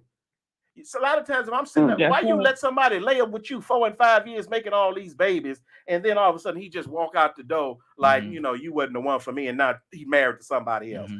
God told me to. I have to hear women's point of view on this, because it is women who are in peril, not men. Now, I like to deal with both sides of the coin when I deal with any topic or any subject.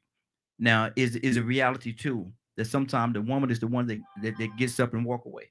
Yes. Okay. Yes, okay. It's real. It's a real thing. It's that, are you going to choose to be different? Are you going to choose to do the right thing? I'm not saying you have to, but a hard head make a soft behind. Every time. So we have to understand that, one, we keep bringing all this pressure on ourselves, and we almost destroy happiness in our lives this way. I have relatives. I mean, I know some of you are old enough to understand. Oh yeah, they had a wife. She got everything she want, and he had a whole family on the other side of town. But everybody knew the deal. Oh, hold on. He took care of everybody. Great, sing my song again. Your body's here with me. And that one woman cross town knew better than to come fool with that wife. Yeah, yeah. So we had all this going on. This is our history here now. We way out of slavery. But see, Leonard, I'm gonna tell you something. A lot of people don't want to deal with that history now. They want to use but they don't want to deal with it. Look at your brothers and sisters. Absolutely. So we should be cautious of that, and we shouldn't want to be keeping it secret. And women, if you don't know who your baby daddy is, you need to go get some help. You need to go get some mental counseling, because there is no reason why you should be this active and not know who the father of your child is. Absolutely. Rico, talk to me, brother. Now, Leonard, bring I'm glad Christy hit on and said what she said about women having their minds made up. I mean, because sometimes we go with old cliches that apply to generations that applied 2 generations ago, sugar and spice and this and that. But nowadays, it's a different environment. The atmosphere is totally different. You got an atmosphere full of opportunistic people that want material things and look for success in material and superficial things. It's less about love and more about personal gain.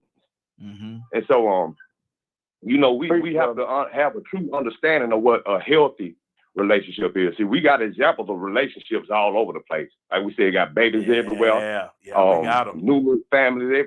But what about a healthy relationship?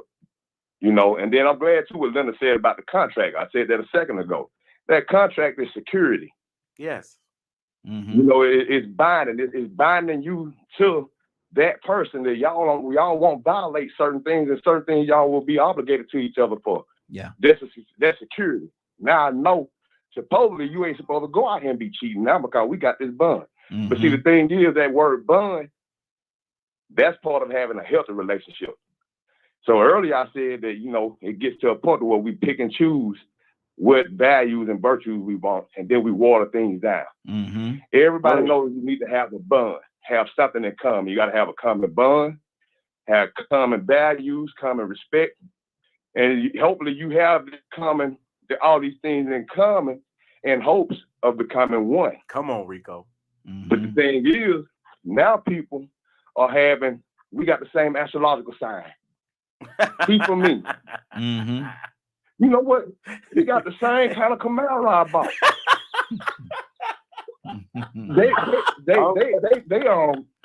They moved from Colorado like we moved from Colorado. We got so much in common. So they find these little simple things to have in common with somebody that they really just sexually attracted to, physically attracted to.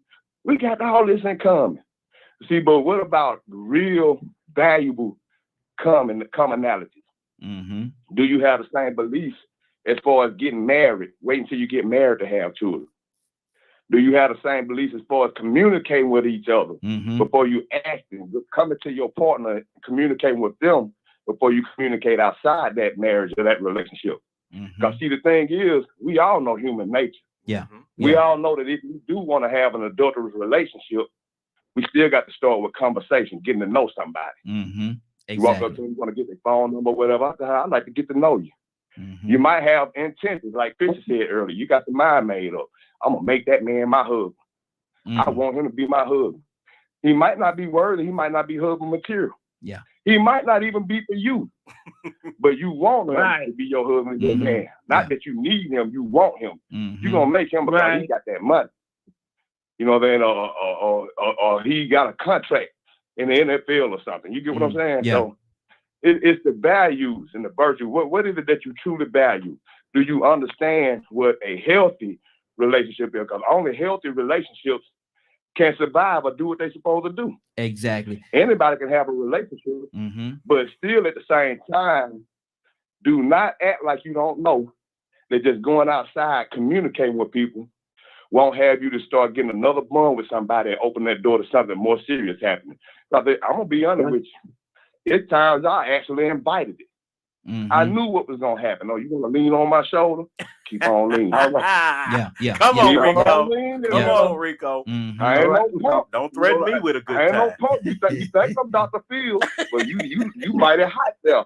I'm going to let you know in the real life way. Yeah, man, there's something wrong with that man.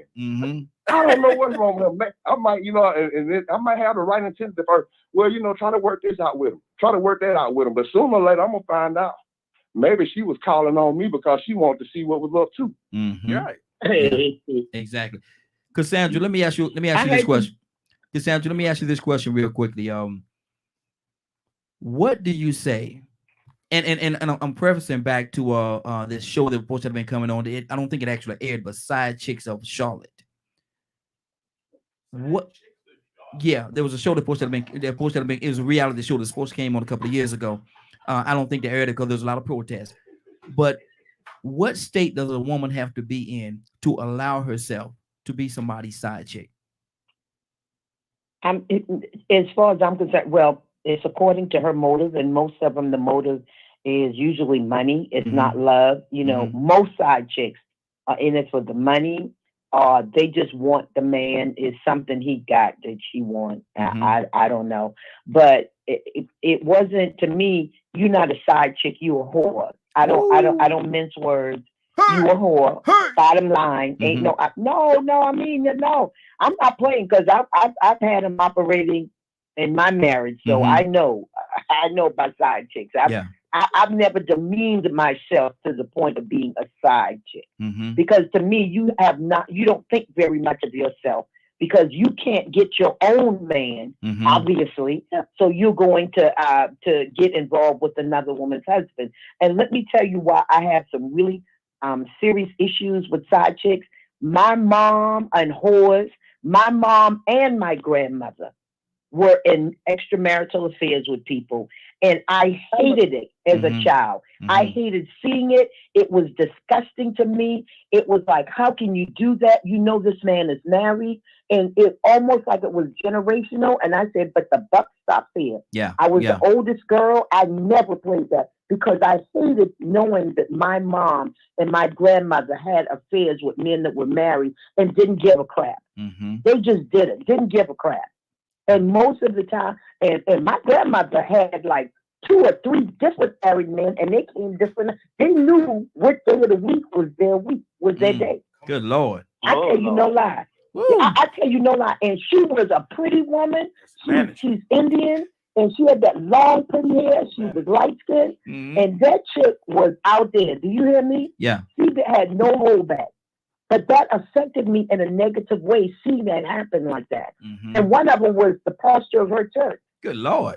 They be For first in over line. 20-something years, they had an affair. Over 20-something years. And she sat on the choir with that woman right there, the pastor's wife, on the choir with her for over 20-something. I don't play like that. No. Man, that offended me. And that was my mother and my grandmother. My mother, same thing. The night that my mother died, at 29 years of age, she had her boyfriend, who was a married man, at her house. He left our house at 1 o'clock. My mother died about 4 or 5 o'clock that morning. Have mercy, Jesus. You understand what I'm Yeah, saying, y'all? yeah, I yeah. don't play like that. Yeah. That's something, and I've had it done to me. And the woman said what she wanted to say, and you know, I want him, and I don't care what you got. And I said, Chip, look, if you don't care what me or God say, especially God, me, I don't matter. But what God say you want him, take him, man. You can have him. Come and get all his crap, and y'all just keep it moving. Mm-hmm. But for women to be so disrespectful to other women, Yeah. I don't deal like that. I don't deal like that. Exactly. So you a whore. If you side chicken, you a whore. Mm-hmm. Mm. Whoa, Cassandra, tell them All how you really feel, Cassandra, Okay, because I don't think. Let me speak on that one. Okay. Okay. Hold on. Let me go to Christy, and then at least I'll come to you right after that. Christy, what's on your heart? Side chick. Oh, Miss Cassandra, that was kind of rough, girl. I have to say, you know, I feel as though a lot of women have been side chicks but not even known they were side chicks. But now, you know, and if you are a side chick and you know you're a side chick, that's a different level. You have people that don't care about marriages or people that's in marriage, but you also, look, it takes 2 to tango. You know, I always tell, because I done been in a relationship where I've been cheated on and my husband had a side chick. But the one thing that I say is that it's so disrespectful for the man. You know, it takes 2 to tango. So I don't blame the chick for being a side chick. I blame my husband for seeking out a side chick. You know, we all the time want to put things on women or, you know, they're whores, they're nasty. Well, what does it say about him? You know, to go, I done seen women get so mad at the other woman. They want to fight him, they want to beat him up, but they laying next to this dude every night and forgive him. World star. And But ain't that the conversation yesterday, though? World star. That's kind of warped to me. You know, if you mad at the chick for sleeping with your man and you want to fight her and do all these things, then you need to be fighting your dude because he had to lay down with her. That woman don't owe you anything. I tell my kids this, a woman that's in the street or single or whatever don't owe you anything. She don't owe you respect. She don't owe you not to holler at your man. She don't owe you not to sleep with him. But that man who has a committed relationship to you, he's the one that owe you to be monogamous. Right. But to see, love my you, thing is this to right here, though. hold on to you. But my thing is But this y'all right here. asked about side chicks. Yeah, But y'all asked about exactly. side chicks. That's what y'all say. Y'all didn't say about the man because of course, accountability. I held my husband accountable for what he did. But you said the side chick. Yes. A side chick is a whore. Now, if she don't know that he married, let me tell you something. Have you been to his place? Exactly. Can you call him any time of the day and he answer your call? You know when a man is involved or if he's married. I mean, you would have to be pretty ignorant if you don't realize that man is married. Is he at your house during Christmas and Thanksgiving and Valentine's? Okay, it's plenty things to let you know that Y'all man's married. Go. I'm gonna go, but I have a coworker that want to comment. Well, she was just saying that, so she don't think that this is a coworker of mine that just was hearing because I had on speaker. Okay. But she was just saying that she was saying that she don't think side chicks are necessarily whores because you never know what that man is promising her. Yeah, well. It don't matter if he promised her something. He's married. Yeah. And if she know he's married, she's a whore. Mm-hmm. I don't care what he promised. She's a whore. Let me go. I'm just saying. Let me speak on this. Let me go to Lisa. Lisa, what's on your heart? Let me speak on this now. Go ahead, Lisa. Let me speak on this. Mm-hmm.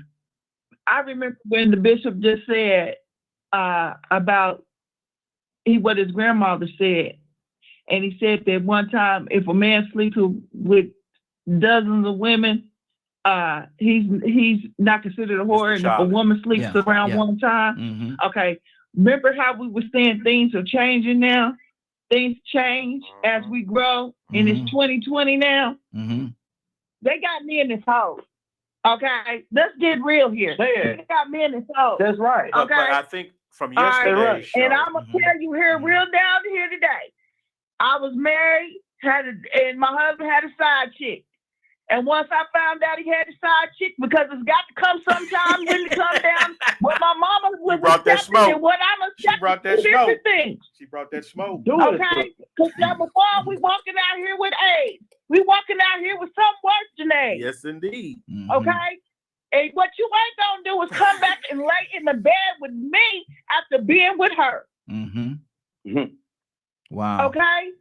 And I'm gonna tell how you know you believe in God, and if you a woman of God, hold on. When you a woman of God, you have to make a decision because your body will become foul.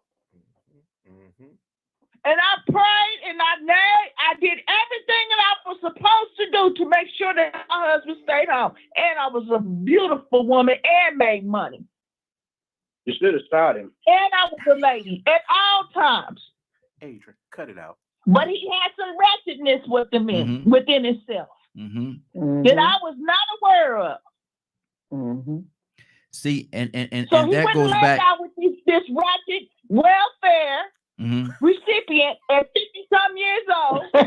Did this project. Come on now. Come on.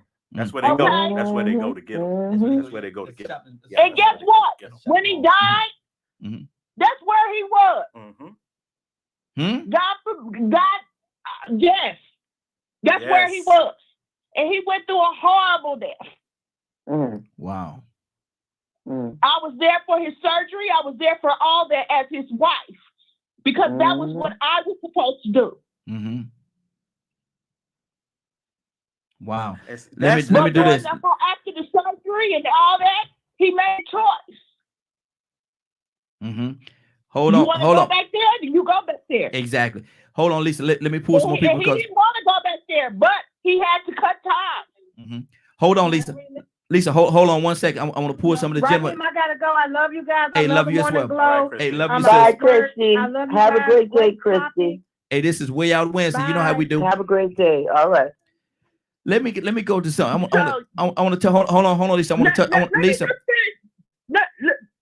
But let me just finish this real quick. So, with that being said, all 5 chicks ain't hoes. And I'm going to say that now because you never know what that other man is saying to her. And I'm telling you as a wife, I've also been a side chick. Not knowing that this man had another woman. He wasn't married. Mm. So Okay. that's what you got to look at now. But see, because a my lot thing of is men this are right here. living with My- I thought you were Lisa, talking Lisa. about Lisa. I thought we were talking about married men. I'm not talking. If you single, do what the hell you want. I don't care. Because I don't But I'm respect talking nothing if you're about single. married men.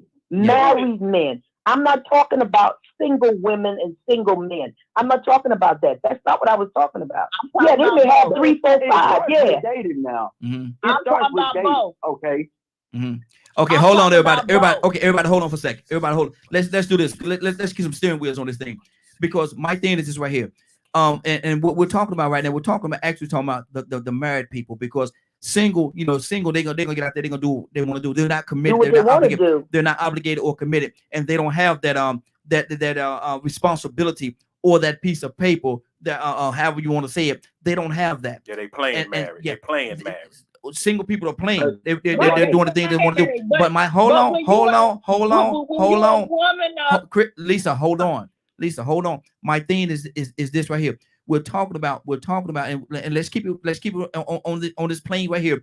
We're talking about married people. If you know that this individual is married, if you know that he's married, and you know that he have a wife. Now, if you don't know, we can't blame you for don't know, but when you do find out, or you see those red flags, there are some red flags that's going to be very apparent. There are some red flags that's going to be very apparent in this whole situation. And so once you see those red flags and they show up, and you know that this man is married, I think, and I could be wrong, I think that's the time you should step away from this whole situation and say, look at here. No, this is not right. We need to go on our different ways. Bishop, talk to me. Adrian, I'm coming to you next. I agree with you on that. Hold on, Lisa, we have to have a certain order. Sister, we got to have a certain order. Hold on, okay? Bishop, what's on your heart? Well, I'm gonna tell you. They always say confession is good for the soul, but we ain't asking about the confession on the show. We just talking. We having conversations. So if you feel free just sharing your situation, great. Thank God for you, and thank God for you willing to share. I don't care what nobody do. And I know what I ain't doing, and I know what I'm not going to tolerate. Right. And I don't care what yesteryear was, but when you learn better, you do better. Now that I've learned better, I'm going to be more, conscientious towards what I do and who I do it with, or why I'm doing what I'm doing. I don't run around and just call folks hoes because they did this and did that. That ain't me. I'm not the first one to judge, and I don't have a heaven and hell to put nobody. Trust that. Your life and where you carry on, you got to consider your end, your faith. Because at the end of the day, you got to stand before God, and God gonna have to be the one to say in or get you out. So that's the only thing I look at. What we're talking about is the reality of these situations and relationships. I don't agree with them. I'm not prone. I don't justify whoredom by any means. I don't justify any man going out on his wife, or a wife going out on her husband. I ain't gonna even say justify it because you're single and you're going out there sleeping with 100 men. I'm not gonna justify that. Right is right and wrong is wrong. You govern yourself. But if you want yourself a good man, you conduct yourself in a good way. And then even if you run up on something that ain't worth holding on to, let it go. Don't hold on to something that ain't worth holding on to. Let it go. I think the conversation was yesterday. We're talking about, I think Adrian was the one who talked about what Teddy said, 70-30, 60-40. No, we need 50-50. If this man is not bringing something to the table, then I'm going to tell you, you better send him something. Because you need somebody going to be willing to hit to you, make his love and his affection towards you, and not every woman or every man. Because you don't ever know when you're getting a down low brother too. So I'm just going to tell you like it is. But also, true. Exactly. You don't know what you're getting, but you govern you. Exactly. You pay attention to who you are. Man, I'm gonna tell you, then everything will be all right. I'm gonna tell you something. I'm loving what we have here, man. And this is Way Out Wednesday. So we kind of go way on out on Wednesdays. This is what we do. That's what it's called. That's why it's called. What is it called, Leonard? Way Out Wednesday. Way Out Wednesday. Absolutely. Adrian, what's on your heart, brother? Okay, come back later, baby. Adrian? Yes, sir. I'm here and I'm enjoying the show myself this morning as well. But I got a confession. This is my confession. Years ago, yes, sir. I got to confess this morning. I'm like the sister here. I was the other man. She was married. The Mhm. first day that we started back talking, we knew each other back in college. Okay. And after several years went by, she kind of got on my heart. I started missing her. Mm-hmm. And I said, you know what? I know she was pregnant the last time I saw her. I said, I know she got a baby. Do I want to deal with her? Well, I decided that I liked her and loved her enough back then that I'd reach out to her. So I reached out to her. I called her job. And I left a voicemail on her job phone. And she called me back. It was on a Tuesday in April. I'll never forget this, y'all. I was at the wash house in my hometown. And we were talking, and she said, For guess some people what? who don't know I that, said, that's a what, you laundromat. married? I think you said a wash house. Yeah. That's a laundromat for people. Yeah, who yeah, don't you. know. Hey, laundromat, man, you know what I'm saying. So, come to find out, she told me, she said, yeah, I'm married, but that's not what I was going to tell you. And I'm not going to lie, y'all. We had an interaction for a while. And I was condemned of having feelings for a married woman that I had loved from before. One morning, I was at my mama's house, laying in the bed. It was 6:20 in the morning. I'll never forget this. It was raining that day. Yeah. So I was able to sleep in. I wasn't up. Mm-hmm. The phone rang from a private number. I said, hello? Hello? Hello?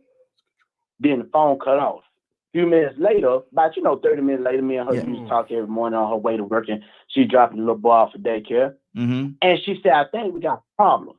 I said, what is it? Your husband called me? She said, yeah, how you know? I said, this person called my phone earlier. I said, the next time he called my phone and wake me up out of my sleep, tell him to meet me downtown at Georgia Dome. I'm a doing. Not because of whatever going on between y'all, but because he called my number and woke me up. And to me, that's disrespectful. He needs to address you as his wife. And whatever going on in y'all marriage ain't got nothing to do with me. I told her, I said, I'm not going to be the other man. I'm not going to be the other man. Just that simple. And that ain't the first time I've been in that situation. At least I'm not going to be the other man unknowingly. Mm-hmm. Because like I said earlier, it's a lot of folks' marriages nowadays, they like having other men, other people in the bed. And like somebody said a minute ago, it's as many bulldogger, bisexual, lesbians, and carpet box eating out here as it is homosexuals and anything else. And I got to tell the truth. Hold on, Adrian. Hold on, So it Adrian. is what it is. Adrian. Hold on right there, Adrian. What? Hold on for a second. Go ahead, Leonard. What? Hold on. I'm not you telling Say lesbian. I said Leonard. Hold on. That's how I heard the bishop say lesbian. Okay, everybody hold on. Everybody hold on. Adrian, hold on. I gotta address something. Have you ranged off? Say what now? Now, I don't usually go after folk. I don't usually go after folk. Mm-hmm. I don't usually go after folk. Yeah, come on. Have you ranged off? Okay. I mean, have you washed? What do you mean? You're not involved in these types of things now, are you? This is my confession. No, I'm still working on it. No, I'm saying I see this type of stuff every day. People come at me every day with it. I got a couple right now about 20 minutes from me that they want this type of stuff to go on, and I'm just looking at them like, really? I just usually don't like to hop over my spirit being vexed. Mm-hmm. So my prayer for you, come on, is that you wash and you get rid of these things out of your life. That's all I have to say. Rinse. Oh, of course. Rinse. Of course. And I appreciate that. Good deal. Hold on. Adrian, we gotta have a certain order. Hold on for a second. Rico, what's on your heart, brother? And I'm coming. At least I'm coming to you next. I think sometimes we have to be careful of putting labels and categories together and then not knowing really who those categories apply to. And then sometimes we just have to use a little logic. I think about the side chick conversation that came up. Mm-hmm. And me, I automatically assume a side chick was somebody that was willingly wanting to be that Jezebel, not a victim or somebody that's being deceived. See, you can't be a side chick if somebody is tricking you and you don't know any better. Mm-hmm. It's not. I think sometimes it's almost like, okay, we're talking about people being whores or being promiscuous and stuff. But now, if a woman was to get gang raped by 8 or 9 different dudes, that don't make her promiscuous. She was a victim, yeah, of yeah. several men. Mm-hmm. She wasn't a willing participant. So I mean, you know, I think sometimes when we have these conversations, we just have to leave it in the place of where it is, and instead of going too deep into details sometimes, because we can associate things and put them in a box that they shouldn't belong. They don't belong in. You know, the victims should never be a part of the conversation when it comes to being whores or side chicks or dogs. You know, I mean, it's almost like you're victim blaming to a certain extent. So I think it's automatically assumed, you know, when we say certain things like side chicks and this and that, that we are talking about those that are willing participants and they don't mind being that other woman. They actually crave being the mistress. You know, but the thing is all of this comes from opening up Pandora's box. I heard what Adrian just said. I hit on it a little bit earlier. Sometimes we know that the potential to introduce certain behaviors can start from this moment.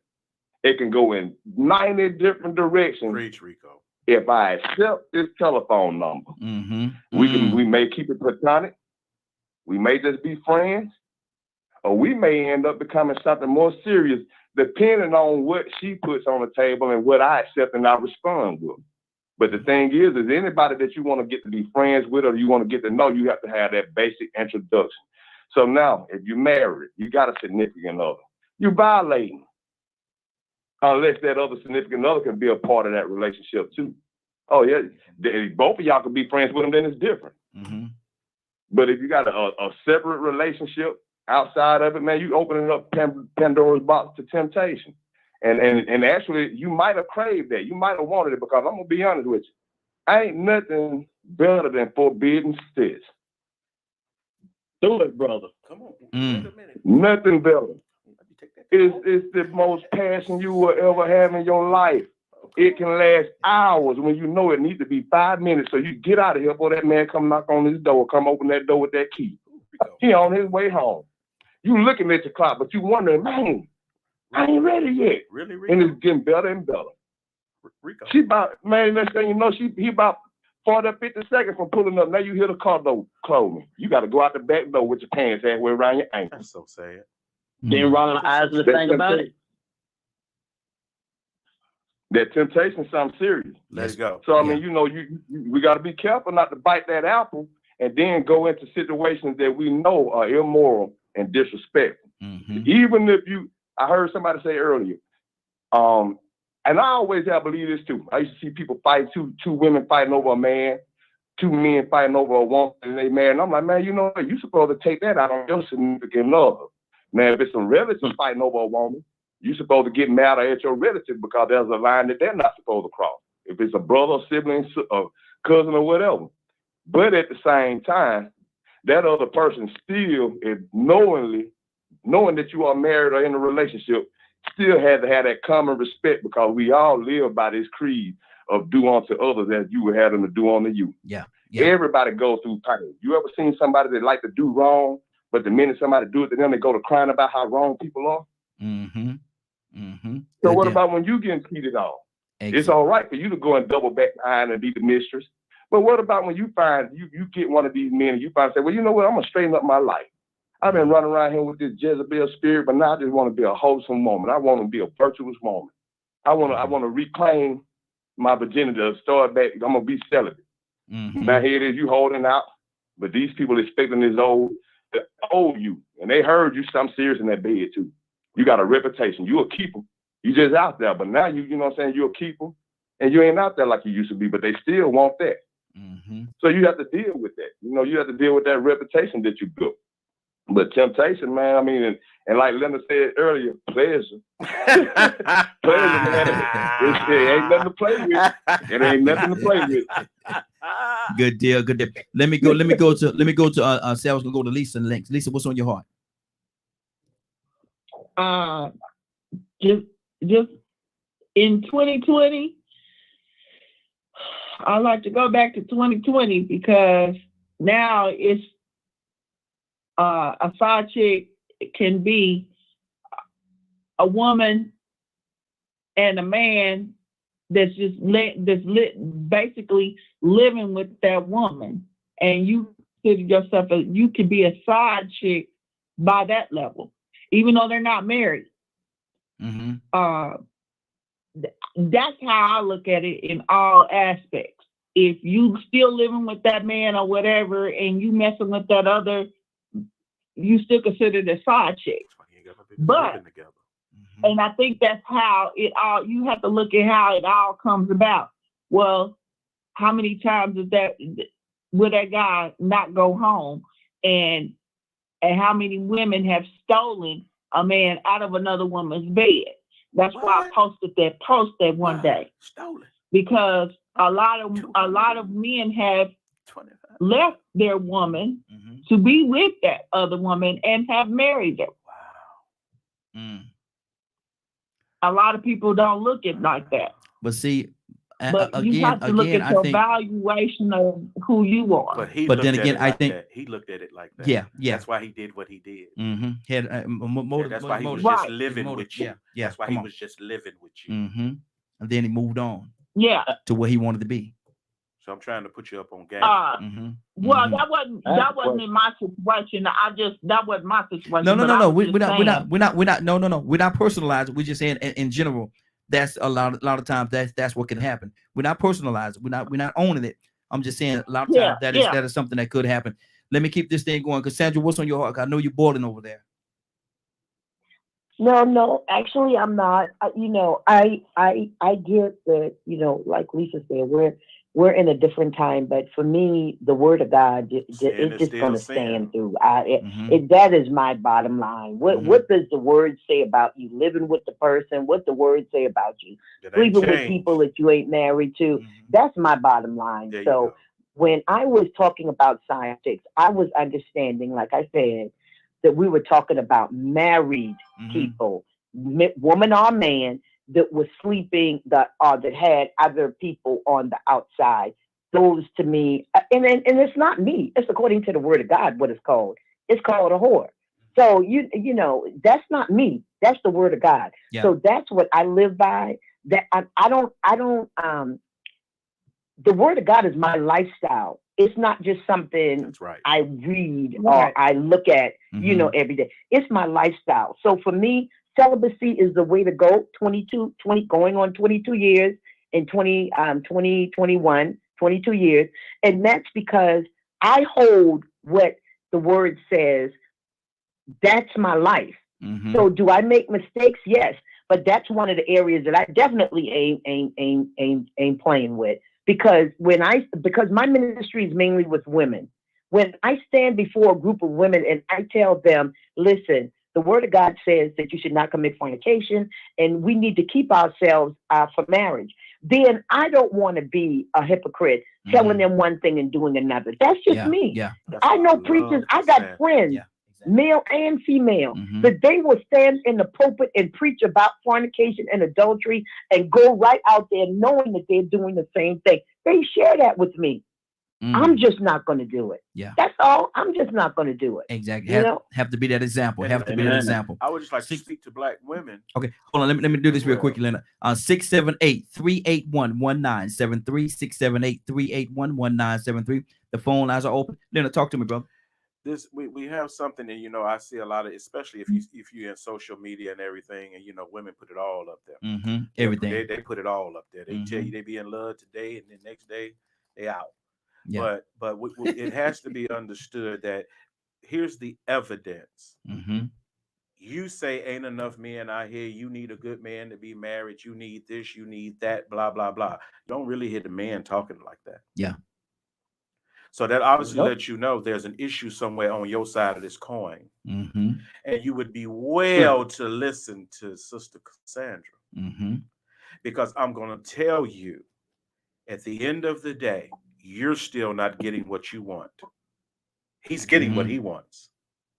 See, that's why we don't have to listen to what you're talking about. Because we're going to get what we want. Does not matter how you feel. If I got to lie to you, if I got to trick you, or whatever I got to do, I'm going to get what I want. Yeah. Now, woman, ask yourself, what do you want? What do you want? Start behaving that way. So Or you saying it's like a trade-off? Well, I'm not saying it's a trade-off. It is one, you are the one with the problem. You're the one desiring to be married, desiring a husband, desiring someone to be there just for you. That's your desire. Don't let that man lie to you. You know, you got men out here talking, I can't find a wife. No, you're not looking for a wife. That's why you don't have one. Every man who wants a wife has one. Yeah. That's clear. These men that are out here messing around and out, you know, that's what you do. And manipulating women. You need to understand, woman, what he should do is not the issue. Protect yourself. It's yourself you must value. It's yourself that is going to have to say, I'm not going to lay down with everybody that asks me. You worried about what you called. You ought to be worried about what you're doing. Don't argue about what you're being called. What are you doing? Exactly. Because they wouldn't call you that if you wasn't doing that.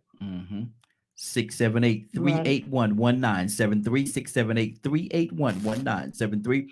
Give us a call. Phone lines are open. We'd definitely love to have your input. Again, 678-381-1973. Bishop, talk to me, brother. What's on your heart? And a lot of things said and is right. And I applaud what Cassandra said. I respect her and what she said. And it makes the world of a difference if we pay attention to the conversation. We just want to help people have a better perspective as about trying to come in and then being the side piece or being whatever. And since everybody, you know, since both want to confess, I say this. A lady came to me and she was a wealthy woman. And she said, I want to take care of you. And I'm like, what? She said, I want you. And I will take care of you. You don't ever have to work. And I said, well, ma'am, I'm married. What do we do about my wife? She said, well, you know, I just want you. I don't want her. I said, well, the money that you have, I got to take care of my wife. So I said, and I'm really not interested. She said, you turning down all of this? I said, yeah, I am. Because if I left you for money, then someone has more money than you, I'll leave you for her. And I said, because you're not the only woman that may be looking at me and having a desire for me. And I never forget, you know, the look on her face, like, you turn down this? Well, baby, for me, it ain't about the money. If my heart ain't towards you, the only thing you're going to get is penis. Yeah. You ain't going to get my heart. That's so, good. You know, that situation, you know, left. But then what followed was a couple of lies to try to make my wife leave me. And like I told him, I said, if my wife leaves me because you say X, Y, Z, I still ain't going to come to you. So you might as well get over it. I mean, I know I'm a bag of chips, and you know I'm a lazy. Once you have me, you don't just want one time. Oh Lord! Mute his mic. He taking a left turn, y'all. Mute his mic. He taking a left turn. Is he going to the corner? He go, hey! Don't go to the corner, Bishop. Exactly. But on the real tip, y'all pay attention to who you are. Value yourself. Yes. Yeah. That's right. Value yourself. That's all. That's all. That's all Cassandra is saying. That's all we're all saying. Value yourself. I love the story that Adrian is telling. Adrian, you need to write a book, boy. I'll tell you. Yeah, he need to. Man. No, it'll be made for movie TV or made for TV movie. Yeah. Man. You know I don't lie. Exactly. Going and coming right to you, Adrian. What's on your heart, brother? Talk to me. My question is in a relationship, you know, I know a lot of people on the phone this morning are saying, okay, well, it don't matter when you're not married because, you know, you can do what you want, you're not committed.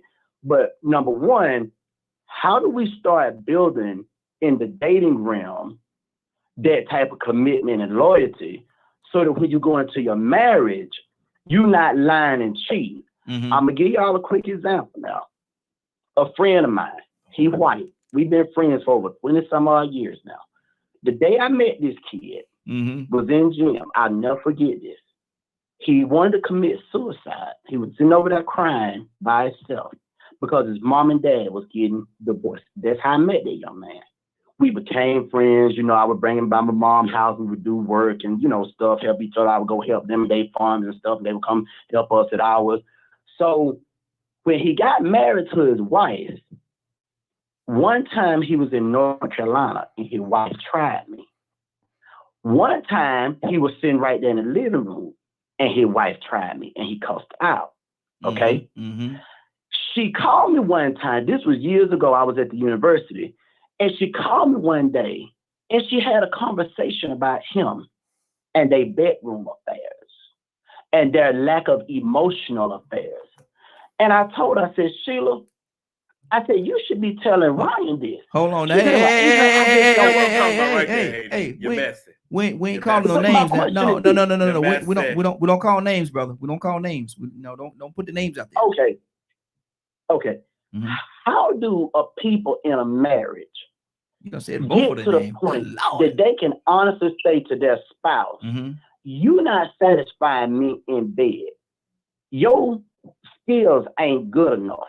Okay, because when you're younger or when you might got a pole up in the room, for example, I ain't gonna lie, I got a pole in my house. I ain't gonna sit here and lie and say I don't, because I do. Okay, but then after a while, when your marriage or something get to the point, or your relationship where you're not satisfying that person on whatever level it is, how do you get to the point of being able to be honest without hurting that person's feelings? You can't. You see what I'm saying? Okay, hold on. Let's. I want to go to Leonard, but a lot of times you can't, because even if you say something like that to a person, especially if you say it to a man, you know how our ego, our machismo, whatever you want to call that thing is, man. We like to think that we're the best in the business. Mojo. We think we're the best in the business. So if a woman come to us and tell us we ain't doing or we ain't performing like she want, or blase, we can sit up, put up that front all day long, like, yeah, it's okay. But now it's gonna hurt that fella's feelings. Leonard, what's on your heart? Okay, let me get back first of all what he just said about the relationships. Okay, this ain't difficult. You had a way to do it. You courted one another first.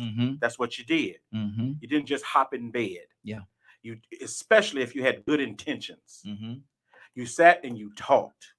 You met in places where everybody else were around. My grandparents had a court room in their house. So he had about nine daughters, 8 daughters, I believe, 5 sons.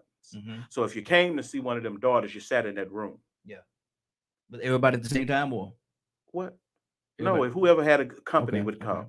You sat in that room. And you talked and you asked questions. I mean, I was very direct. I mean, people thought I was being funny. But what would you ask some person on a day? Yeah, I need to know when your last menstrual cycle was. Have conversation, real conversation about what matters. Now, you got people in relationships right now, and you're talking about, well, marriage ain't this, and marriage is one thing, and it's that. It's a commitment. That other stuff y'all doing is crap. Y'all getting in relations with people and assuming you monogamous. You're not talking about it. You're assuming that I live with you. I ain't sleeping with nobody. Hold on. Now you don't say that. You don't say it before, man. You gonna really ask this woman when her last? Why not? If I wanted to know it, like the people say, how you know they ain't married? Did you ask the man if he was married? All right now. Did you ask him if he was married? That's different, Leonard. No, it ain't different. No. When you talking about asking a lady when her last menstrual, you don't ask no woman that. Well, I'm gonna ask her that because if we get together or whatever, I know exactly when that baby ought to be doing when it's coming. Now, anyway. Okay, let's go. Hold on. I got on the end of what he was saying. Let's once again, brother. I like the way my man Rico said. Pleasure. Oh Lord. That pleasure principle, that lifestyle is what we call a Luciferian lifestyle. That's right. And you had better be aware. Don't try to put God on this mess. Quit bringing this mess.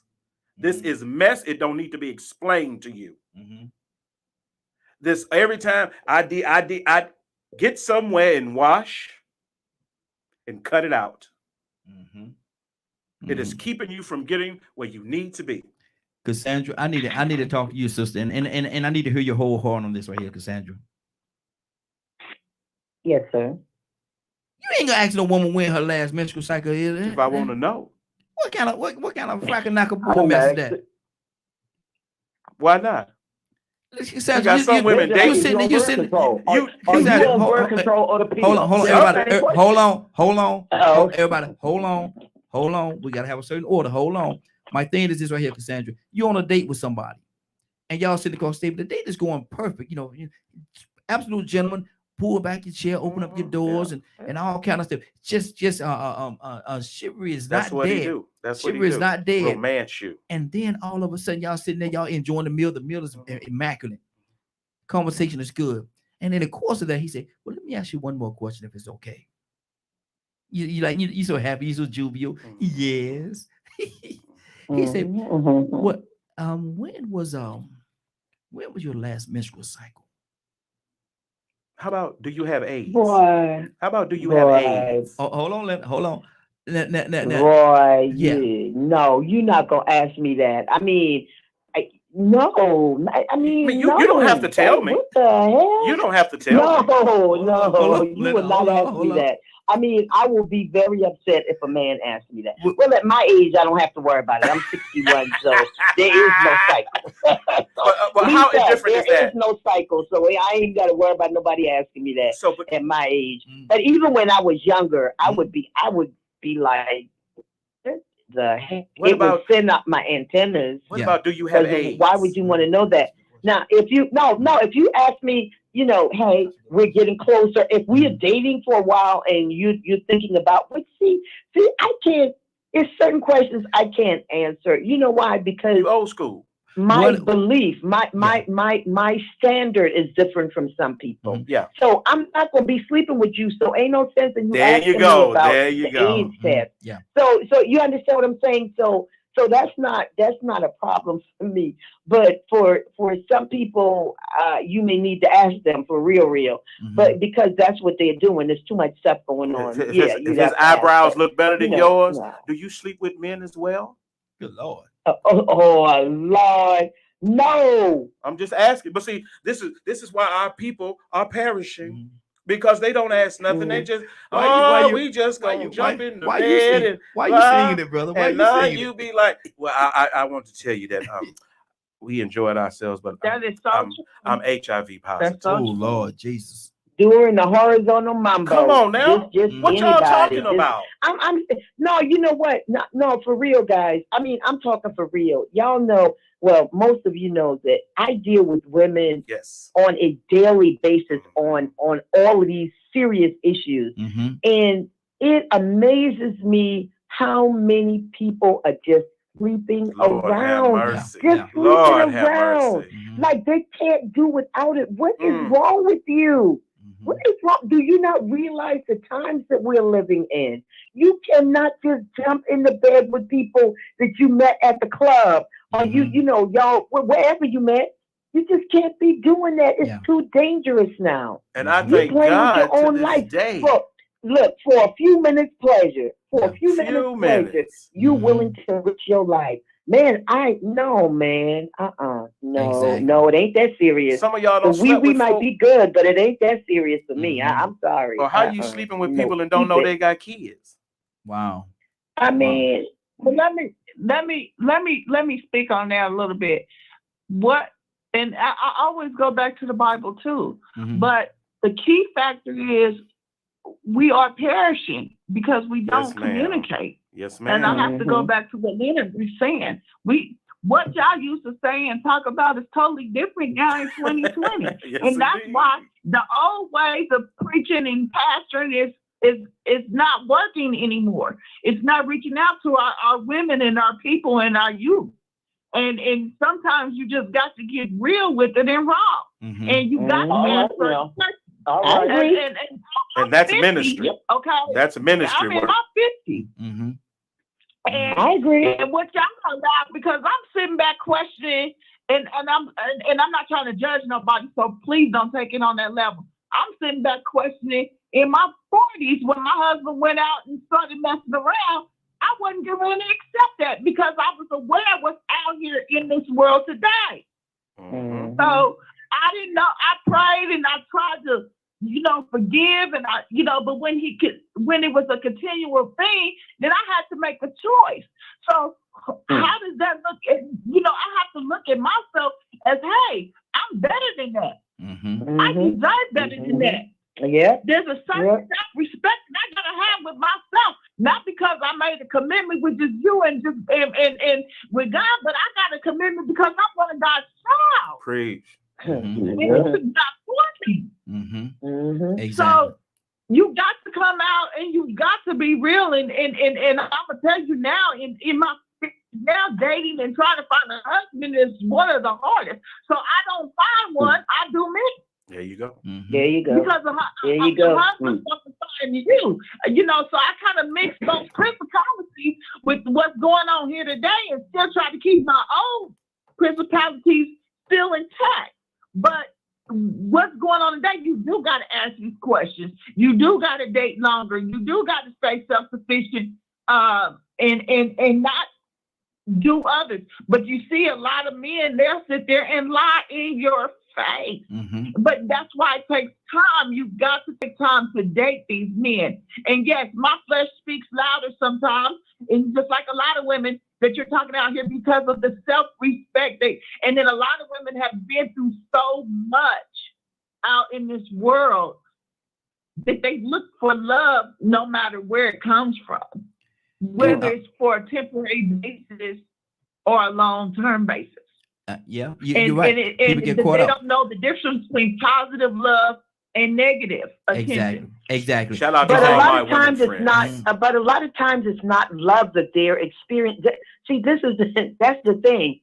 It's not short-term love that they're experiencing. It's lust. Yes. Most of the time, Yes. this is what they tell me.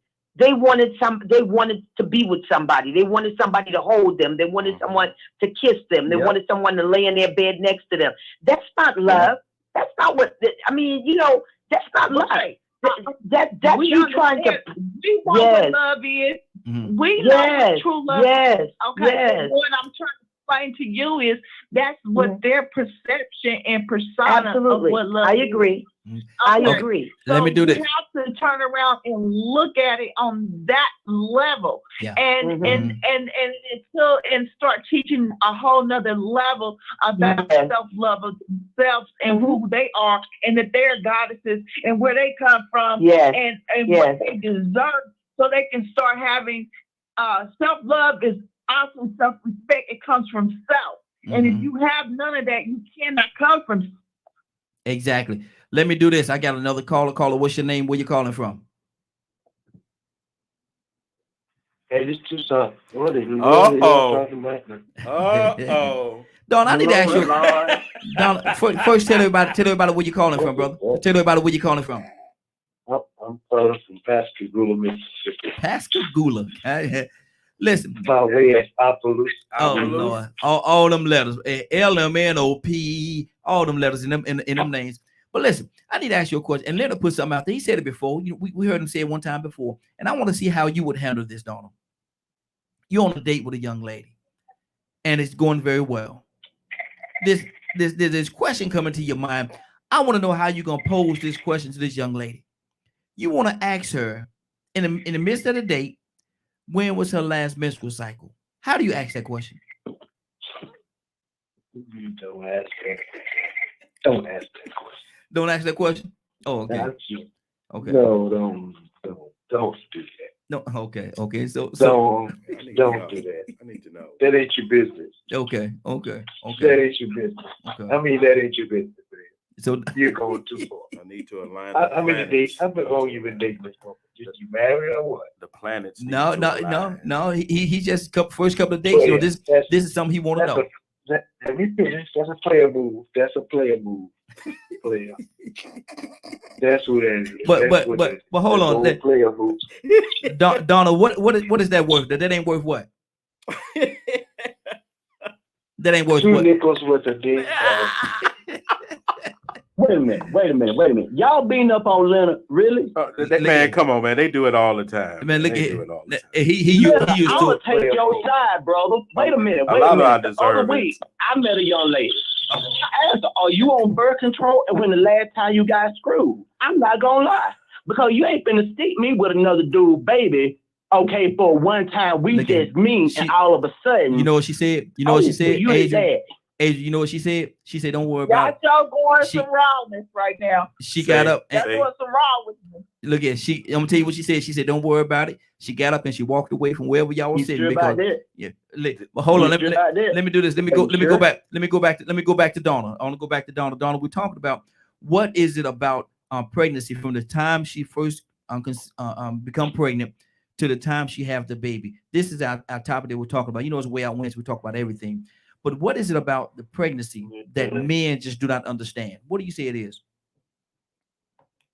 Mood swing. Mm-hmm. Emotions Mm-hmm. kick in. Happy and sad at the same time. Laughing and crying at the same time. One right after another. The mood swings. Mm-hmm. Because we don't worry about none of that. We just made the baby. And we done. We done our job. Mm-hmm. And we just sticking our chest out waiting to pass our cigars. Wow. We ain't got to deal with blowing up, nose swelling up. We ain't got to deal with all that. Mm-hmm. All we doing is telling the boys and our friends and our brothers and sisters, I got a baby. How do we, Donald? How do we bond with them? Because when they're going through those times, we supposed to be married. Be out the way. Wow. Just try to have some understanding. Mm-hmm. It's hard. I'm just saying. Mm-hmm. Don't get mad. Cassandra, Yes, stay out sir. the way. Stay out the way. But see, but what happened when she say she just want to cuddle with you and just want to be? Yeah. That's what I don't want you to stay out the way. I want you to do that. You know, whatever make me feel. Make me feel like I'm still pretty and rub my feet because it's swollen. It's nothing wrong. I just. It's nothing wrong. I mean, that's what we gonna say. She went into actress mode. You was just happy. You was having a good time. I know. You don't understand. You don't understand what I'm feeling right now. And I'm all sad, and you don't really love me anymore. And Tell me. Talk to me. See, that's good. If you do that, that would be good. There you that go. Would be good. That's the best you can do right there. Exactly. That's the best you can do right there. Look, you're right there.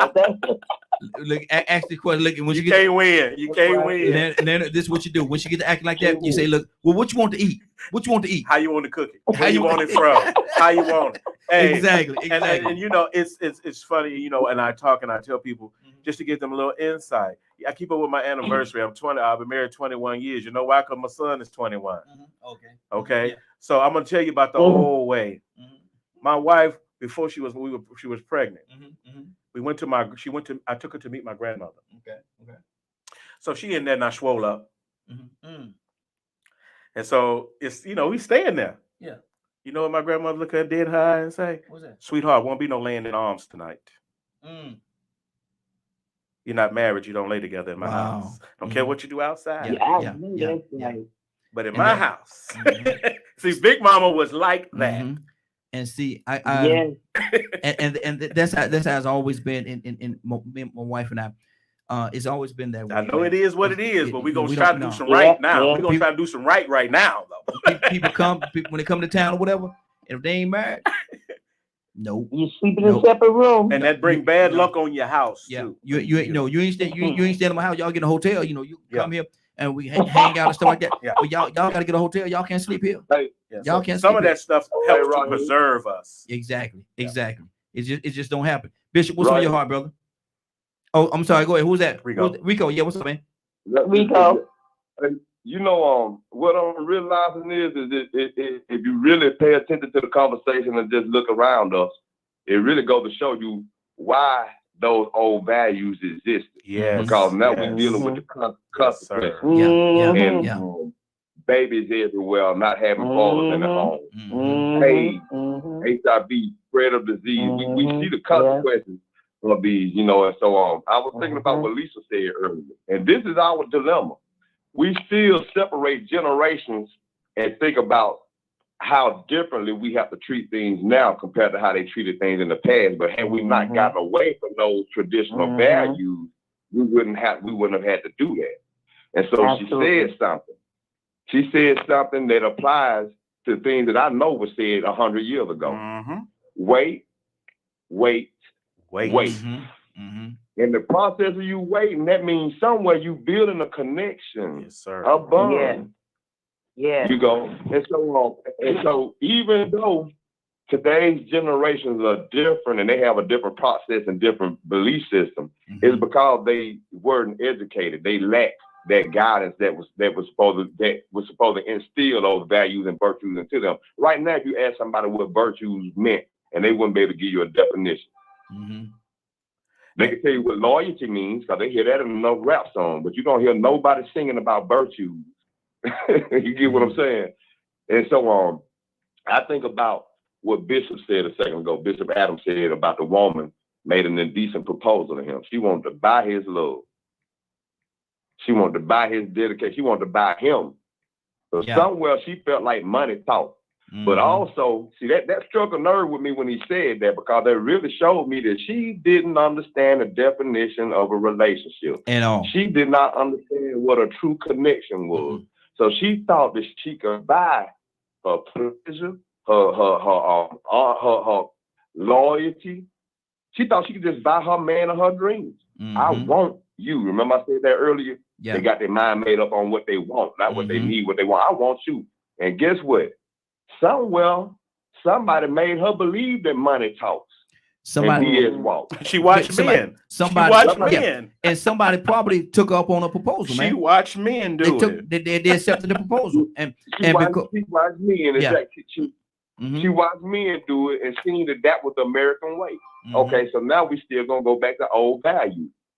And we're gonna talk about these new generations.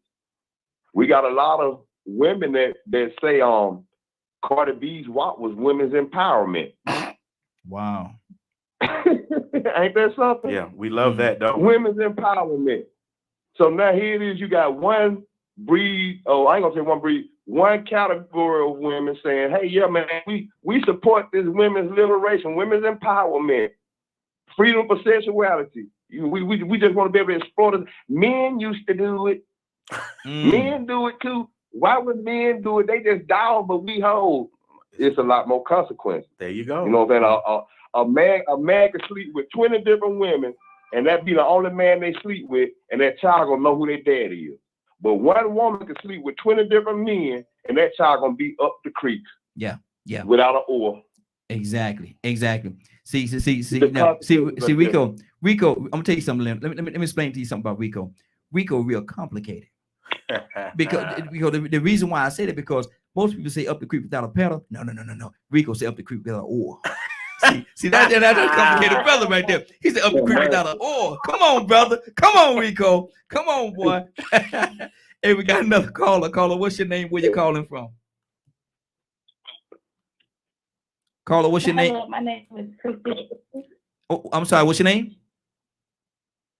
Christy Gators. I'm calling from Conyers, Georgia. Hey, Christy, how you doing?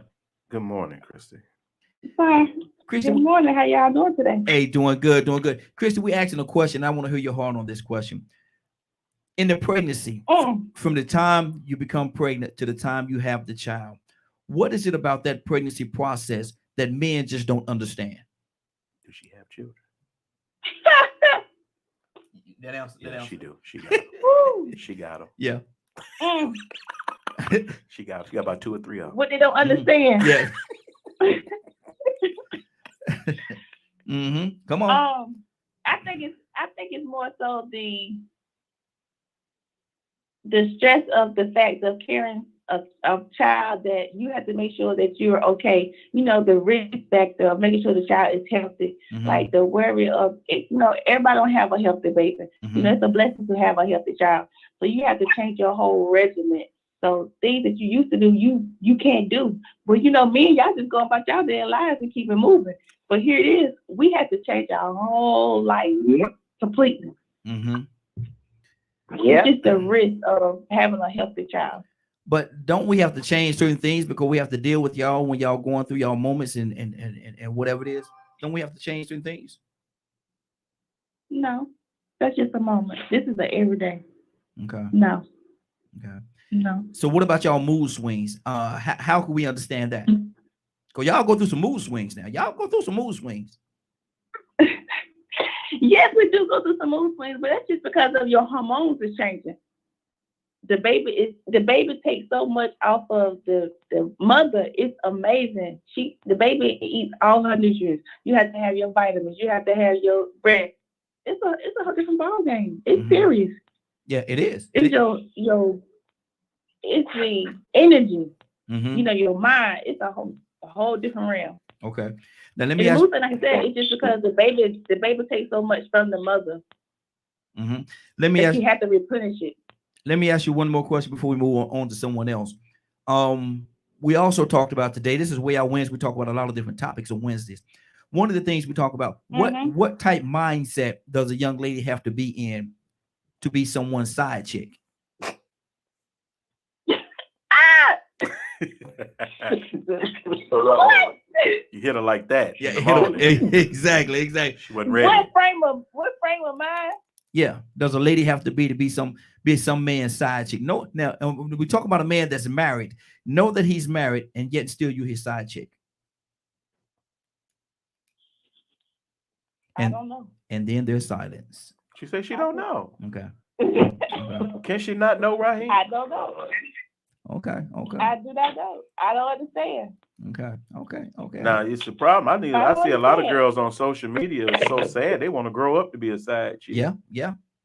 And that's like I said, that's the thing. But Yeah. It's the thing, like you want a man so bad, and you just willing to take whatever you can have instead of realizing that I can have it all. I can have my own. But it goes both ways. You have men to portray that he's doing something, but he ain't doing what he's supposed to do. So you could be leading her on and telling her X, Y, Z. It then might not be the case, but you knowing and you still want to settle for that. Okay, Cassandra. You know, and that's it's about just what you can get out of somebody. Okay, manipulation basically. You remember when a mother wouldn't let a daughter wear her hair down? You remember? Do you remember that? You might be older. You know, a woman, she had to be a certain age before she straightened her hair. Yeah. Makeup and all that stuff. I remember stuff like that. Makeup and all that stuff. Yeah, but now we see, you know, my family get on me because, you know, a lot of girls do the cheerleading and all that. Oh, y'all, why y'all dressing these little girls up like women? Exactly. Why do you do that? That's right. I don't know. I have a little girl, and I dress her with ruffles and lace, and you know, you don't see little girls in ruffles and lace. You know, that's like, oh, that's old fashioned. No, that's a child. Yeah. Right. If you put her out here with this little skippy stuff on, then men are gonna look at her as something else. Period. And it's so sad. You have to dress like a child.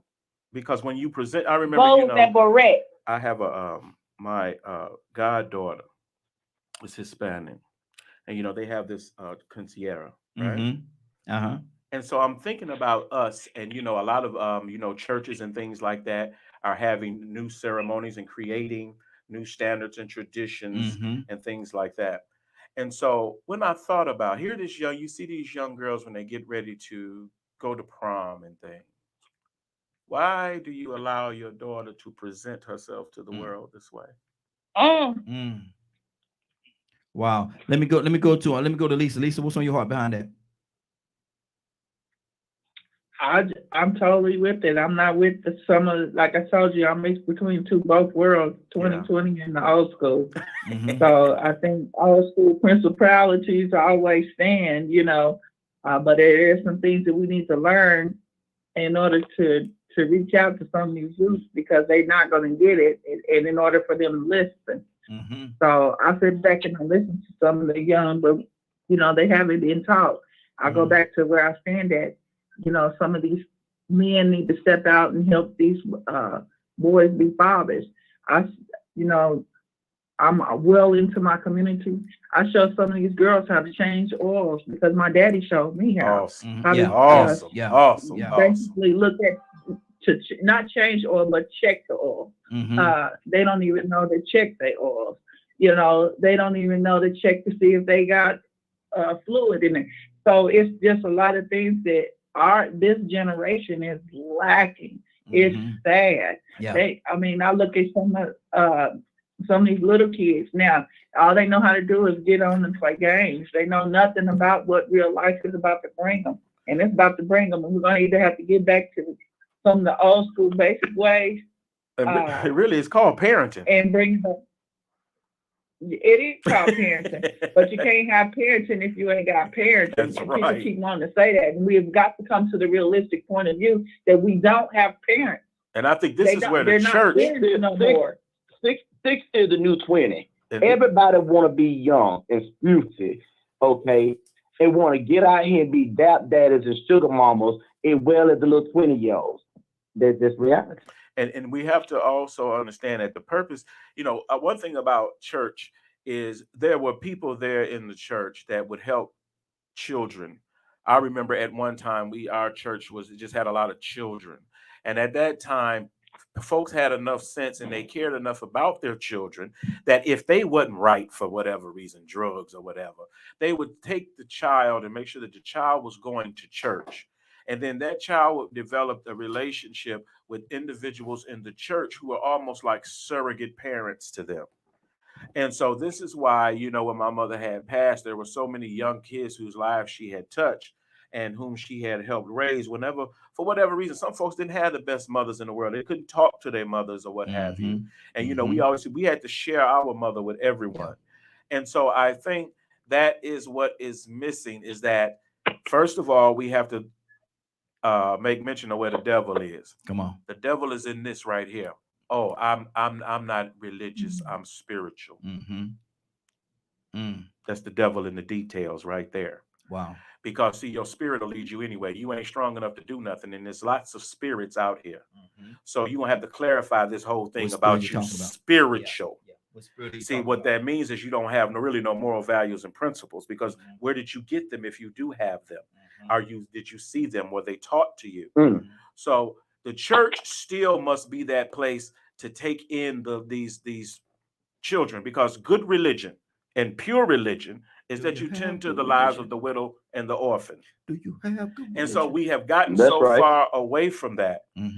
So if you got a church, you should still be having young men's meetings, young women's meetings, and things like that. Yeah. So you could talk about things. I know the Muslims, they're very direct about that, and they're preparing folks for marriage. Yes, sir.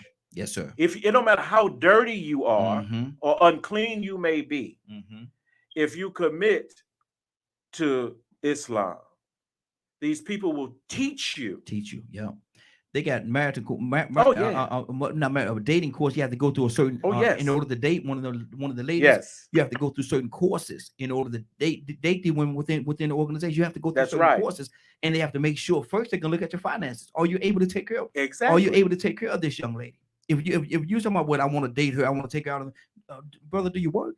Right. Do you have a job? Because there's no longer, everybody don't have that father there anymore. Yeah. To you know how you go ask the man to marry his daughter. Exactly. For her hand. Yep. Right. So we don't quite have that structure in place everywhere anymore. So it's going to be left up definitely to men of God and the church and the women of God to make sure that children have a safe place to go. Now I'm very big on that, because a child who hasn't had parenting, it's just like something wild running around. Oh yeah, exactly. And you have to. We grown right now and still talking with folks right now that got problem taming their wildness. So we have to get back into at least telling people what is right. I love what the bishop say.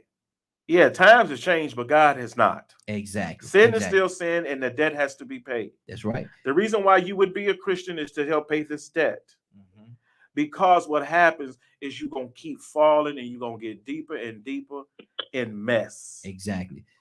Toussaint, talk to me, brother. Toussaint, unmute your phone, brother. You're talking to me. No, my phone ain't muted. I was pressing the button. So it's not that anyone is perfect, or always making the right decisions. It took practice. Shout out to all my women friends, because it's called emotional EQ or something. Exactly. And man, I've been in predominantly women workplaces and things like that. I have a lot of close friends, And the wife I have now is the best wife in the world for me, Mm-hmm. because any of these women you talk to will Mm-hmm. let you know I don't play like that. Yeah. I don't cross that line. And I knew I was growing up many, many, many years ago is when, you got, like Bishop said, when you got a woman that throwing herself at you. Yeah. Say no, brother. Exactly. Because exactly. one lady, I was like, you throwing yourself at me, something ain't right about this. But I tell you what, I know you got a problem already. But if I mess with you, you're going to have two problems. Yes. So we don't want that to occur. And I'm going to tell you something, Leonard. I've always been the guy, and I could be weird like this, but I've always been the guy that I don't want it if it's too easy. Well, I mean, I don't. I made if it's too no. I'm good on that. No, we all my right. mama used to say, if you're trying to give it away, be careful. Exactly. If it become too easy, nah, I'm okay. Rico, what's on your heart, brother? Y'all, I'm gonna just get this out. I know we all been about to get ready to end, man, but really and truly, you sort of touched on this last night when you the topic you had on Real Men Being Men about why should people go back and read lessons in the Bible or read the Bible or refer to it. And I use the example of going back and paying attention to history too. The answer is right in our faces. Yeah. You know what I'm saying? It's like we're confused about why we're going in a negative direction, especially in our community. We're wondering, how we losing our ground. Why are we progressing the way we should? And one thing you said a second ago is that God, I think Leonard just said that God's word is always bad, but it ain't gonna never change. Yeah. It's always gonna be applied. And that's true. You know what I'm saying? Those old school values, I didn't get them from my father and mother as much as I got them from my grandparents. Mm-hmm. That's right. But see, the thing was the only thing that changed was access and exposure to more deviant behavior and outside influences. Mm-hmm. So that means that I needed more positive influences to start working overtime. And so as these generations progress over time, they still get more access and exposure to outside influence. Mm-hmm. And that's the only thing that changes for real is technology. But those basic values, that basic structure, that healthy, positive reinforcement, it will exist and work for you, even for survival throughout the ages. But we get away from it. Mm-hmm. So we wonder what's going on. What is going on is that we got people out here having relationships and not understand really and truly what you are supposed to be looking for in a partner and why you should be in a relationship. Yeah. True understanding of what a relationship is. They value the wrong thing. That's why you have somebody come and say, hey, I want you, I'll buy you, I'll pay for you, I'll take care of you. That's why it's so easy for somebody to do it, because they can't even comprehend that is not the way it works. Yeah, exactly. If you knew better, you wouldn't even fish your mouth to say something so crazy. Mm-hmm. But somewhere you are warned, and you know quality time or positive reinforcement to get the real understanding of values. Like you're supposed quality to. Time, man, we got to work overtime. Yep. And we got to make sure it's coming from healthy mentors. Mm-hmm. Because anybody can give out advice, anybody can be grown, anybody can be looked to as an influence, but are they giving you healthy advice? Absolutely. Are they giving you positive advice that really send you in a good direction? Mm-hmm. And so, I'm going to get out of here, because if I mess around and get to talking too much, I'm going to say oil and stuff again. Up the creek without an oar, my man. But listen, let me go to Bishop. Bishop, what's on your heart, brother? We got about 2-3 more minutes before we get out of here. What's on your heart, Bishop? Well, I enjoyed the show today, man. I appreciate everybody's, openness and their views and opinions as it relate. Everybody's entitled to theirs. I respect it. I appreciate it. And it gives us something to work with, to work towards. Mm-hmm. So I appreciate you, Raheem. To God be the glory. Yes, sir. The topics that you bring up, conversations I've had, man, you're doing a wonderful job.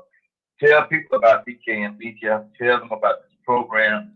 We welcome them to call in, make comments, because this is what it's all about. It's not a me or my station, it's not a him and his. It is a we and our. Yes. So we got to work together. We appreciate everybody that called in. I'm so glad to see Leonard sitting there this week with you.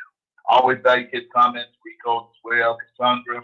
I called called them out, Donald, your son, and the way Donald comes with his truthfulness, I just love it down the street. So I appreciate everybody welcoming, Adrian, and I'm welcoming Gaither and those who are willing to open up, Lisa. Man, I can go down the road and call names. I may miss some, but thank you to everybody that called this wonderful station. And let's keep supporting Bryce the best way we possibly can by calling in and giving our opinions and views. And thank you again, Raheem, for your show. Hey, to God be the glory, brother. Definitely appreciate you as well. We're gonna keep this thing moving. Let me go to let's go to Lisa. Lisa, you there?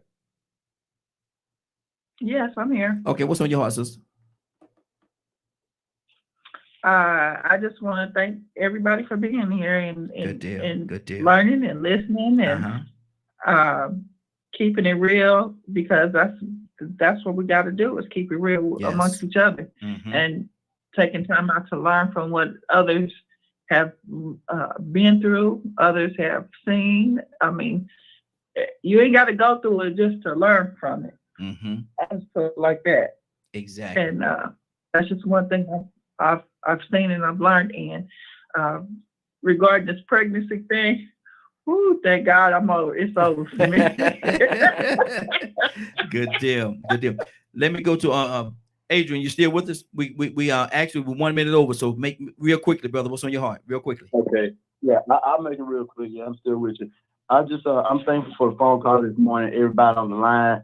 And I definitely want to express to everybody my heart sentiment. Don't think that I'm out here running around doing all of this stuff. I was just giving y'all first-hand experiences what I deal with on a daily basis. Yes. And can't none of us say that because we Christians or in the church or a minister or a brother that our eyes is blind to this stuff and the devil won't tempt us. Matter of fact, while I'm on the phone with you right now, the devil been tempting me. I had a few female last night. Like one of the sisters was saying earlier, but I didn't comment. She hit me up. She was like, I'm just lonely and depressed. I want to come over. I said, you ain't gonna come in my house. I don't want the spirit of depression on me. No, I'm good. So I appreciate this phone call this morning and the topic, and I appreciate y'all for listening to me. Thank you. Absolutely. Christy, before we get out of here, what's on your heart, sister? Christy, you still with us? I think we just lost Christy. Okay. Leonard, what's going on at 3 o'clock today, sir? If you did not get a chance to hear the show in its entirety, you can log on to www.dkmmediagroup.com at 3 o'clock Eastern today. Good deal. Now, Bishop, will you pray us out? You know I will. Yes, sir. Let us go to the throne of grace. Heavenly Father, we come before you this present hour. Thank you, Lord God, for all that you do and have time for last night's rest this morning's rise for peace and access to our van. We pray, Father, we pray that others receive the knowledge of you, Father God, to come before us newly. We're praying, Lord God, for DKM Media Group, Raheem, and the wonderful work he's doing, that you allow him to continue to do your work through this ministry of grace. We appreciate, Lord God, all that you've done. We ask, Father God, to pray. Bless this government. Bless those that lead in this nation, these states. Lord God, we need people that's going to lead with justice, truth, and understanding and love. So ask, Father God, bless those who are affected and let them get away from their own selfish mindset, being tied to a party and not focus on the needs of the people. Yes, this would be your will in your name, Christ Jesus, we say. Amen. Amen. Leonard, talk to me before we get out. Leonard, what's on your heart, man? So I perceive that nothing is better than that a man should rejoice in his own works, for that is his heritage. So we need to be careful of what we are here doing.